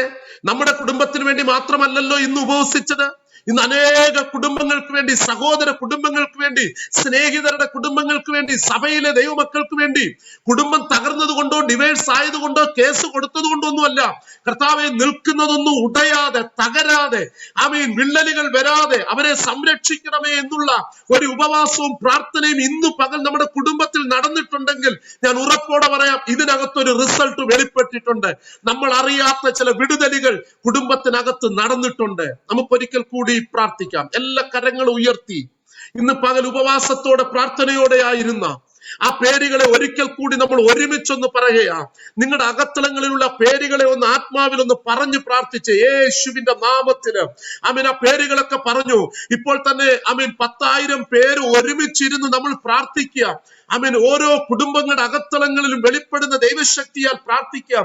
കർത്താവേ, ഇന്ന് ഞങ്ങൾ അനേക കുടുംബങ്ങൾക്ക് വേണ്ടി പ്രാർത്ഥിച്ചു. കർത്താവേ, പലയിടത്തും അസ്വസ്ഥതകൾ ഉള്ളതുണ്ട്, പലയിടത്തും പ്രതിസന്ധികളുണ്ട്, പലയിടത്തും ഡിവേഴ്സിന്റെ വക്കിലാണ്, പലയിടത്തും അസമാധാനമാണ്. എന്നാൽ ഞങ്ങൾ വിശ്വാസത്തോടെ ഉപവസിച്ചു, അവർക്ക് വേണ്ടി ഇടിവ് നിന്നു. അടുത്ത ദിവസങ്ങളിൽ അവരുടെ വിടുതലുകൾ ഞങ്ങൾ കാണും. യേശുവിന്റെ നാമത്തിൽ വാ തുറന്ന് പ്രാർത്ഥിച്ചു. ഒരു ചടങ്ങുമില്ല. നമ്മള് രാവിലെ എങ്ങനെ പ്രാർത്ഥിക്കുന്നത് അതുപോലെ പ്രാർത്ഥിച്ച്, കർത്താവ് യേശുവിന്റെ നാമത്തില് ഇന്ന് എനിക്കൊരു ഭാഗ്യം തന്നല്ലോ, അനേക കുടുംബങ്ങളുടെ പേര് പറഞ്ഞ് പ്രാർത്ഥിക്കാൻ, അപ്പൊ എന്റെ കുടുംബ ജീവിതത്തെ ഓർക്കുവാൻ, മറ്റുള്ളവർക്ക് വേണ്ടി ഉപവസിക്കാൻ, കരയാൻ, പ്രാർത്ഥിപ്പാൻ കർത്താവ് ഒരു നല്ല അവസരം തന്നല്ലോ. അതിനായിട്ട് നന്ദി. കർത്താവേ, ഈ ഡിവൈസിലായിരിക്കുന്ന, ഈ സൂമിലായിരിക്കുന്ന, ഈ ഫേസ്ബുക്കിലൂടെ ഞങ്ങളെ കേൾക്കുന്ന എല്ലാ കുടുംബങ്ങളെയും പിതാവിന്റെയും പുത്രന്റെയും പരിശുദ്ധാത്മാവിന്റെ നാമം ചൊല്ലി അനുഗ്രഹിച്ചു പ്രാർത്ഥിക്കുന്നു. ഒരു ജയകരമായ ക്രിസ്തീയ ജീവിതം നയിക്കുവാൻ, ഒരു മാതൃകയുള്ള ഒരു പിതാവായി മാതാവായി നിൽക്കുവാൻ, മാതൃകയുള്ള ഒരു കുടുംബമായി നിൽക്കുവാൻ, കുഞ്ഞുങ്ങളുടെ മുഴുവൻ ഒരു റോൾ മോഡലായി നിൽക്കുവാൻ കർത്താവ് അവരെ സഹായിക്കണമേ. ദൈവരാജ്യത്തിന് പ്രയോജനപ്പെടേണ്ട ഒരു കുടുംബത്തെയും ശത്രു തൊടുവാൻ അനുവദിക്കരുതെന്ന് പ്രാർത്ഥിക്കുന്നു. സൗമ്യതയുള്ളവരായി, സാവധാനതയുള്ളവരായി, ക്രിസ്തുവിൽ എന്ന പോലെ കീഴ്പ്പെടുന്നവരായി, കർത്താവ് സ്നേഹിച്ചതുപോലെ സ്നേഹിക്കുന്നവരായി മാറുവാൻ കർത്താവ് സഹായിക്കണമേ. ഈ കുടുംബങ്ങളിൽ നിന്ന് ഈ കാലഘട്ടത്തിൽ ശക്തരായ തലമുറകൾ പുറത്തു വരണം. കർത്താവ് അങ്ങനെ ചെയ്യുന്ന കൃപയ്ക്കായി സ്തോത്രം. യേശുവിൻ നാമത്തിൽ തന്നെ കരങ്ങളെ ഉയർത്തി നല്ലൊരു ആമേൻ പറഞ്ഞു. ആമേൻ. നമുക്കൊരു പാട്ട് പാടി കർത്താവിനെ ആരാധിച്ച് പ്രാർത്ഥിച്ച് ഈ സെക്ഷൻ നമുക്ക് അവസാനിപ്പിക്കാം. ഹല്ലേലൂയ. ഒരു സമർപ്പണത്തിന്റെ ഗാനം പാടി കർത്താവിനെ നമുക്ക് സ്തുതിക്കുകയും കുടുംബസ്ഥരായിരിക്കുന്ന മാതാപിതാക്കളായിരിക്കുന്ന നാം ഒന്നുകൂടെ ദൈവമുമ്പാകെ സമർപ്പിക്കുവാൻ, ദൈവത്തിൻ്റെ ഇഷ്ടപ്രകാരം നടക്കുവാൻ നമ്മെ ദൈവത്തിൻ്റെ കരങ്ങളിൽ സമർപ്പിക്കാം. എന്നാശവും നിൻ കൂടെ പാർക്കേണം. എൻ ജീവനാളെല്ലാം നിന്നെ കാണേണം. എന്നാശവും നിൻ കൂടെ പാർക്കേണം. എൻ ജീവനാളെല്ലാം നിന്നെ കാണേണം. എൻ യേശുവേ, എൻ പ്രിയനേ, നിൻ മാറിൽ ഞാൻ ചാരുന്നപ്പാ. നിൻ കൈകൾ എന്നെ പുണരുന്നല്ലോ. ഒഴുകുന്നു നിൻ സ്നേഹമെന്നിൽ. നീ മാത്രമേ എൻ്റെ ദൈവം. എന്നും എന്നും എൻ്റെ ദൈവം. എൻ യേശുവേ, എൻ യേശുവേ, എൻ പ്രിയനേ, നിൻ മാർവിൽ ഞാൻ ചാരുന്നപ്പാ. നിൻ കൈകൾ എന്നെ പുണരുന്നല്ലോ. ഒഴുകുന്നു നിൻ സ്നേഹമെന്നിൽ. നീ മാത്രമേ എൻ്റെ ദൈവം. ഇന്നും എന്നും എൻ്റെ ദൈവം. നിൻ ഹൃത്തിൻ തുടിപ്പൻ്റെ നെഞ്ചിൽ കേൾക്കുന്നു. കരയേണ്ട ഇനിയെന്നൻ കാതിൽ ചൊല്ലുന്നു. നിൻ ഹൃത്തിൻ തുടിപ്പൻ്റെ നെഞ്ചിൽ കേൾക്കുന്നു. കരയേണ്ട ഇനിയെന്നൻ കാതിൽ ചൊല്ലുന്നു. എൻ യേശുവേ, എൻ പ്രിയനേ, നിൻ മാർവിൽ ഞാൻ ചാരുന്നപ്പാ. നിൻ കൈകൾ എന്നെ പുണരുന്നല്ലോ. ഒഴുകുന്നു നിൻ സ്നേഹമെന്നിൽ. നീ മാത്രമേ എൻ്റെ ദൈവം. ഇന്നും എന്നും എൻ്റെ ദൈവം. നിന്നോടു ചേർന്ന് കുറെ കൂടി ചേർന്ന് നിൻ കാൽപ്പാടുകളിൽ നടക്കും ഞാനും. തീരുമാനത്തോടെ നിന്നോട് ചേർന്ന് കുറെ കൂടി ചേർന്ന് നിൻ കാൽപ്പാടുകളിൽ നടക്കും ഞാൻ. അതോടെ പാടാൻ പോയി. നിന്നോട് ചേർന്ന്, നിന്നോട് ചേർന്ന് കുറെ കൂടി ചേർന്ന് നിൻ കാൽപ്പാടുകളിൽ നടക്കും ഞാൻ. എൻ യേശുവേ, യേശുവേ, എൻ പ്രിയരേ, നിൻ മാർവിൽ ഞാൻ ചാരുന്നപ്പാ. നിൻ കൈകൾ എന്നെ പുണരുന്നല്ലോ. ഒഴുകുന്നു നിൻ സ്നേഹമെന്നിൽ. നീ മാത്രമേ എൻ്റെ ദൈവം. ഇന്നും എന്നും എൻ്റെ ദൈവം. നീ മാത്രമേ എൻ്റെ ദൈവം. ഇന്നും എന്നും എൻ്റെ ദൈവം. യേശു രാജാവിന് സ്തുതി, രാജാവിന് സ്തോത്രം. ഉന്നതങ്ങളിൽ സ്തുതി. സൃഷ്ടികൾ വാഴ്ത്തട്ടെ, ശുദ്ധർ വണങ്ങട്ടെ. ഉന്നതനാ യേശുവേ. ആ കൈകൾ ഉയർത്തി. യേശു രാജാവിന് സ്തുതി, രാജാവിന് സ്തോത്രം. ഉന്നതങ്ങളിൽ സ്തുതി. സൃഷ്ടികൾ വാഴ്ത്തട്ടെ, ശുദ്ധർ വണങ്ങട്ടെ. വണങ്ങട്ടെ ഉന്നതനാ യേശുവേ. നിൻ തിരുസന്നിധിയിൽ ഞാനിന്ന് കുമ്പിടുന്നു. നിൻ തിരുസന്നിധിയിൽ ഞാനിന്ന് കുമ്പിടുന്നു. എൻ ക്രിയയാലല്ല നിന്ദയാൽ മാത്രം ഞാനിന്ന് കുമ്പിടുന്നു. എൻ ക്രിയയാലല്ല നിന്ദയാൽ മാത്രം ഞാനിന്ന് കുമ്പിടുന്നു. യേശു രാജാവിന് സ്തുതി, രാജാവിന് സ്തോത്രം, ഉന്നതങ്ങളിൽ സ്തുതി. സൃഷ്ടികൾ വാഴ്ത്തട്ടെ, ശുദ്ധർ വണങ്ങട്ടെ ഉന്നതനാം യേശുവേ. യേശു രാജാവിന് സ്തുതി, രാജാവിന് സ്തോത്രം, ഉന്നതങ്ങളിൽ സ്തുതി. സൃഷ്ടികൾ വാഴ്ത്തട്ടെ, ശുദ്ധർ വണങ്ങട്ടെ ഉന്നതനാം യേശുവേ. ഉന്നതനാം യേശുവേ, ഉന്നതനാം യേശുവേ.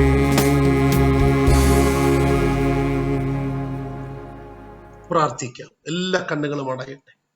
നന്ദിയുള്ള ഹൃദയത്തോടെ എത്ര പേർക്ക് സന്തോഷം പറയാൻ, ദൈവത്തോട് നന്ദി പറയാൻ, ഉപവസിക്കാനും പ്രാർത്ഥിക്കാനും ഇടിവ് നിൽക്കാനും ഒക്കെ കർത്താവ് ഈ പകൽ നമ്മെ സഹായിച്ചല്ലോ. ഒന്നും വൃഥാവല്ല. ഇതിന്റെ എല്ലാ റിസൾട്ട് വെളിപ്പെടും. നാം പ്രാർത്ഥിച്ച കുടുംബങ്ങളുടെ ഒക്കെ സന്തോഷം നമ്മൾ അനുഭവിപ്പാൻ കർത്താവ് നമ്മെ സഹായിക്കും. കർത്താവിന്റെ ദാസനായി കുടുംബത്തിനായി സ്തോത്രം. നമ്മുടെ നടുവിൽ വന്ന് വളരെ ശക്തമായി ദൈവവചനം പറയാൻ കർത്താവ് സഹായിച്ചല്ലോ. ജയലാൽ പാസ്റ്റർക്കായി പ്രാർത്ഥിക്കും. കടന്നു വന്ന എല്ലാ അഭിഷക്തന്മാരെ, കുടുംബങ്ങളെ, എല്ലാ ദൈവമക്കളെ ഓർത്ത് ദൈവത്തോട് നന്ദി പറയുന്നു. ഈ മീറ്റിംഗിൽ സൂമിലായിരിക്കുന്ന, ഫേസ്ബുക്കിലായിരിക്കുന്ന എല്ലാവരെയും അനുഗ്രഹിച്ചു പ്രാർത്ഥിക്കുക. നാം ഒരുമിച്ച് സ്തോത്രം ചെയ്ത് പ്രാർത്ഥിക്കുമ്പോൾ രമേശ് ശീപൻ പാസ്റ്റർ പ്രാർത്ഥിക്കുകയും ജേക്കബ് പാസ്റ്റർ ആശീർവാദം പറയുകയും ചെയ്യും. സ്വർഗീയ പിതാവേ, മനോഹരമായിരിക്കുന്ന നല്ല ഈ രാത്രിവേളയ്ക്കായി ഞങ്ങൾ നന്ദി പറയുന്നു. പിതാവേ, നിന്റെ പാദാന്തികെ ഞങ്ങൾക്ക് കർത്താവേ സ്തോത്രം. ഫാമിലി മീറ്റിംഗ് ആയിട്ട് കർത്താവ് കൂടിയിരുവാൻ ഇന്ന് രാത്രിവേള ഞങ്ങൾക്ക് തന്ന വിലപ്പെട്ട അവസരത്തെ ഓർത്ത് ഞങ്ങൾ നന്ദിയോടെ സ്തുതിക്കുകയും വാഴ്ത്തുകയും ചെയ്യുന്നു. അവിടുന്ന് കർത്താവെ ഇന്ന് പൽക്കാലം വിശേഷാൽ ദൈവസ്ഥങ്ങളിൽ ഉപസിക്കുകയും പ്രാർത്ഥിക്കുകയും ചെയ്യുന്ന അങ്ങയുടെ ദാസിദാസന്മാർക്കായി തിരുവമ്പിൽ സ്തോത്രം ചെയ്യുന്നു. അവിടുന്ന് കർത്താവെ പ്രാർത്ഥനാ സംഗമം മീറ്റിംഗ് ആരംഭിച്ചിട്ട് ഇന്ന് ആമേൻ അവിടുത്തെ കർത്താവെ സ്തോത്രം 500 ആമേൻ ദിനങ്ങൾ പിന്നിട്ടതായ ആ ദിവസത്തേക്ക് വരുവാൻ കൂടെ ദൈവത്തിന്റെ ആത്മാവ് ഞങ്ങൾ ഒരുക്കിയതോർത്ത് നന്ദിയോടെ വാഴ്ത്തുന്നു. ആരംഭം വളരെ ലളിതമായി തുടങ്ങി എങ്കിലും ഇന്ന് ഞങ്ങൾ കർത്താവെ സ്തോത്രം നല്ലൊരു കൂട്ടമായിട്ട് വളർന്നു വരുവാന്നിട്ട് ദൈവത്തിന്റെ ആത്മാവ് ഇടയാക്കി. അല്പകാര്യങ്ങളുടെ ദിവസത്തെ തുച്ഛീകരിക്കാത്ത കർത്താവ് ഞങ്ങളുടെ പ്രവർത്തനങ്ങളോടെല്ലാം കൂടിയിരിക്കുന്നോർത്ത് ഞങ്ങൾ ഇതിനെ വാഴ്ത്തുകയും സ്തുതിക്കുകയും ചെയ്യുന്നു. പിന്നെ ഈ കർത്താവെ ഈ പ്രവർത്തനത്തെ കർത്താവ് വളരുമാറാക്കണമെന്ന് നിങ്ങൾ പ്രാർത്ഥിക്കുന്നു. അനുഗ്രഹിക്കുകയാണ്. വിശേഷിച്ച് അവിടുന്ന് ഇന്ത്യയുടെ സുവിശേഷീകരണത്തിൽ അതിന്റെ അഭിവൃദ്ധിക്ക് കർത്താവെ സ്തോത്രം, അതിന്റെ വിടുതലിന് ഒരു വലിയ നാഴികക്കല്ലായി തീരുവാന്നിക്കണം ഞങ്ങളുടെ കൂട്ടായ്മ അവിടുന്ന് തീരേണ്ടതിനായി ഞങ്ങൾ സ്തോത്രം ചെയ്യുന്നു. ഇന്ന് രാത്രിവേള ഞങ്ങൾക്ക് തന്ന നല്ല വചനത്തിനായി ഞങ്ങൾ സ്തോത്രം ചെയ്യുന്നു. ഞങ്ങളൊരു കുടുംബത്തിൽ കർത്താവെ സ്തോത്രം എങ്ങനെ വർത്തിക്കണമെന്നുള്ളത് നിന്റെ ഭൃത്തിലൂടെ കർത്താവെ കേൾപ്പാൻ നിൽക്കണം. കഴിഞ്ഞതോർത്ത് ഞങ്ങൾ ഇതിനെ സ്തുതിക്കുകയാണ്. ഞങ്ങൾ പലതിലും തെറ്റിപ്പോകുന്നു എന്നും നിന്റെ വചനത്തിൽ ഞങ്ങൾ വായിക്കുന്ന പോലെ ഞങ്ങൾ പലപ്പോഴും മിസ്റ്റേക്ക് ഉള്ളവരാണ്. എന്നാൽ സ്വർഗീയ പിതാവെ, യഥാർത്ഥമായിട്ട് ഞങ്ങൾ ക്രിസ്തുവിൽ അവിടുന്ന് കർത്താവെ ആയിരിക്കുന്ന പോലെ ആയിരിക്കാൻ സ്വർഗം ഞങ്ങളെ സഹായിക്കണമേ. ഞങ്ങളെ അവിടുന്ന് ദർശിക്കുന്നവർ നിശ്ചയമായിട്ടും ഞങ്ങൾ ക്രിസ്തുവിലായിരിക്കുന്നു എന്ന് ദർശിക്കുവാൻ ഇടവരയണം. അത് ജീവിതങ്ങൾക്ക് രൂപാന്തരം വരുത്തുന്ന ആമേനോടൊന്ന് ആയിരിക്കാൻ സ്തോത്രം ചെയ്യുന്നു. ഞങ്ങൾ കർത്താവെ സ്തോത്രം ഭവനങ്ങളിൽ പാർക്കുന്ന പിതാക്കന്മാരെന്ന നിലയിൽ അമ്മമാരെന്ന നിലയിൽ, മക്കളെന്ന നിലയിൽ ഞങ്ങൾ എല്ലാവരുടെയും പങ്ക് വളരെ കൃത്യമായി നിർവഹിക്കാൻ ആവശ്യമായിരിക്കുന്ന ജ്ഞാനവും കൃപയും ഞങ്ങൾക്ക് തരണമെന്ന് നിങ്ങൾ പ്രത്യേകം പ്രാർത്ഥിക്കുന്നു. അവിടുന്ന് കർത്താവ് ക്രിസ്തുവിന്റെ ജീവൻ ഞങ്ങൾ വെളിപ്പെടുവാൻ ഇടവരേണ്ടതിന് ഞങ്ങളെ തന്നെ കൃത്യമായി ഏൽപ്പിച്ചു തരുവാൻ സ്വർഗം ഞങ്ങളെ സഹായിക്കണമെന്ന് നിങ്ങൾ പ്രാർത്ഥിക്കുന്നു. അവിടുന്ന് കർത്താവെ നിന്റെ ദാസനിൽ കൂടെ ആഴമേറിയ വചന ചിന്തകളെ ഞങ്ങൾക്കായി തന്നതോർത്ത് സ്തോത്രന്റെ ഭൃത്തിനെ, തന്റെ കുടുംബത്തെ, കർത്താവിന്റെ ശുശ്രൂഷയെ അവിടുന്ന് ധാരാളമായി അനുഗ്രഹിക്കേണ്ടതിനായി ഞങ്ങൾ അനേകർക്ക് താനൊരു അനുഗ്രഹാശ്വാസമായി തീരുവാനിടയാക്കണമേ. ഈ കൂട്ടായ്മയിൽ പങ്കാളികളായിരിക്കുന്ന എല്ലാ ദൈവമക്കളെയും ദൈവങ്ങളെ ഏൽപ്പിച്ച് സ്തോത്രം ചെയ്യുന്നു. രാജ്യത്തിന്റെ വിവിധ ഭാഗങ്ങളിലായിരുന്നു പങ്കെടുത്ത എല്ലാ ദൈവജനത്തിനുമായി സ്തോത്രം. കർത്താവെ, നിശ്ചയമായും ഒരു വലിയ ദൈവപ്രവൃത്തി ഞങ്ങളുടെ നടുവിൽ പിന്നെയും കാണുവാനിടയാകണം. ഞങ്ങളുടെ കുടുംബങ്ങൾ അനുഗ്രഹിക്കപ്പെടുവാനിടയാകണം. ഞങ്ങളുടെ അനേകർ കർത്താവിനെ കണ്ടുമുട്ടുവാൻ ഇടവരേണ്ടതിനായി സ്തോത്രം. വിശേഷ കർത്താവെ ലീഡിയുവാന്റെ ഭക്തനെ അവിടെ കർത്താവെ ഒരുക്കിയതോർത്ത് സ്തോത്രം. പ്രിയ ജോസ് ഫാസ്റ്റർ കുടുംബമായി കരങ്ങളെ ഏൽപ്പിക്കുന്നു. നിന്റെ ദാസനെ കുടുംബമായ ഐശ്വര്യമായി അനുഗ്രഹിക്കണമേ. ഞങ്ങൾ കർത്താവെ നല്ല ആരാധന ലീഡിയുവാൻ കർത്താവെ നിന്റെ ദാസൻ ജലാൽ ഫാസ്റ്ററെ ഒരുക്കിയതോർത്ത് സ്തോത്രം. നിന്റെ ഭൃത്തിനെയും നിന്റെ കുടുംബത്തെയും ഐശ്വര്യമായി അനുഗ്രഹിക്കേണ്ടതിനായി ഞങ്ങൾ സ്തോത്രം ചെയ്യും.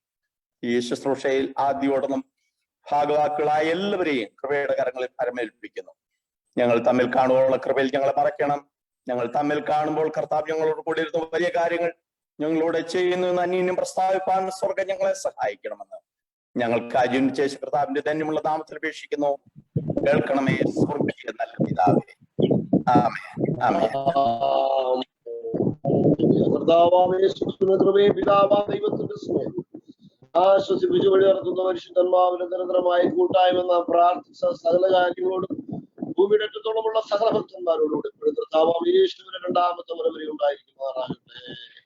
ആമേൻ. ഇന്ന് രാത്രി ദൈവത്തിന് സ്തോത്രം ചെയ്യാം.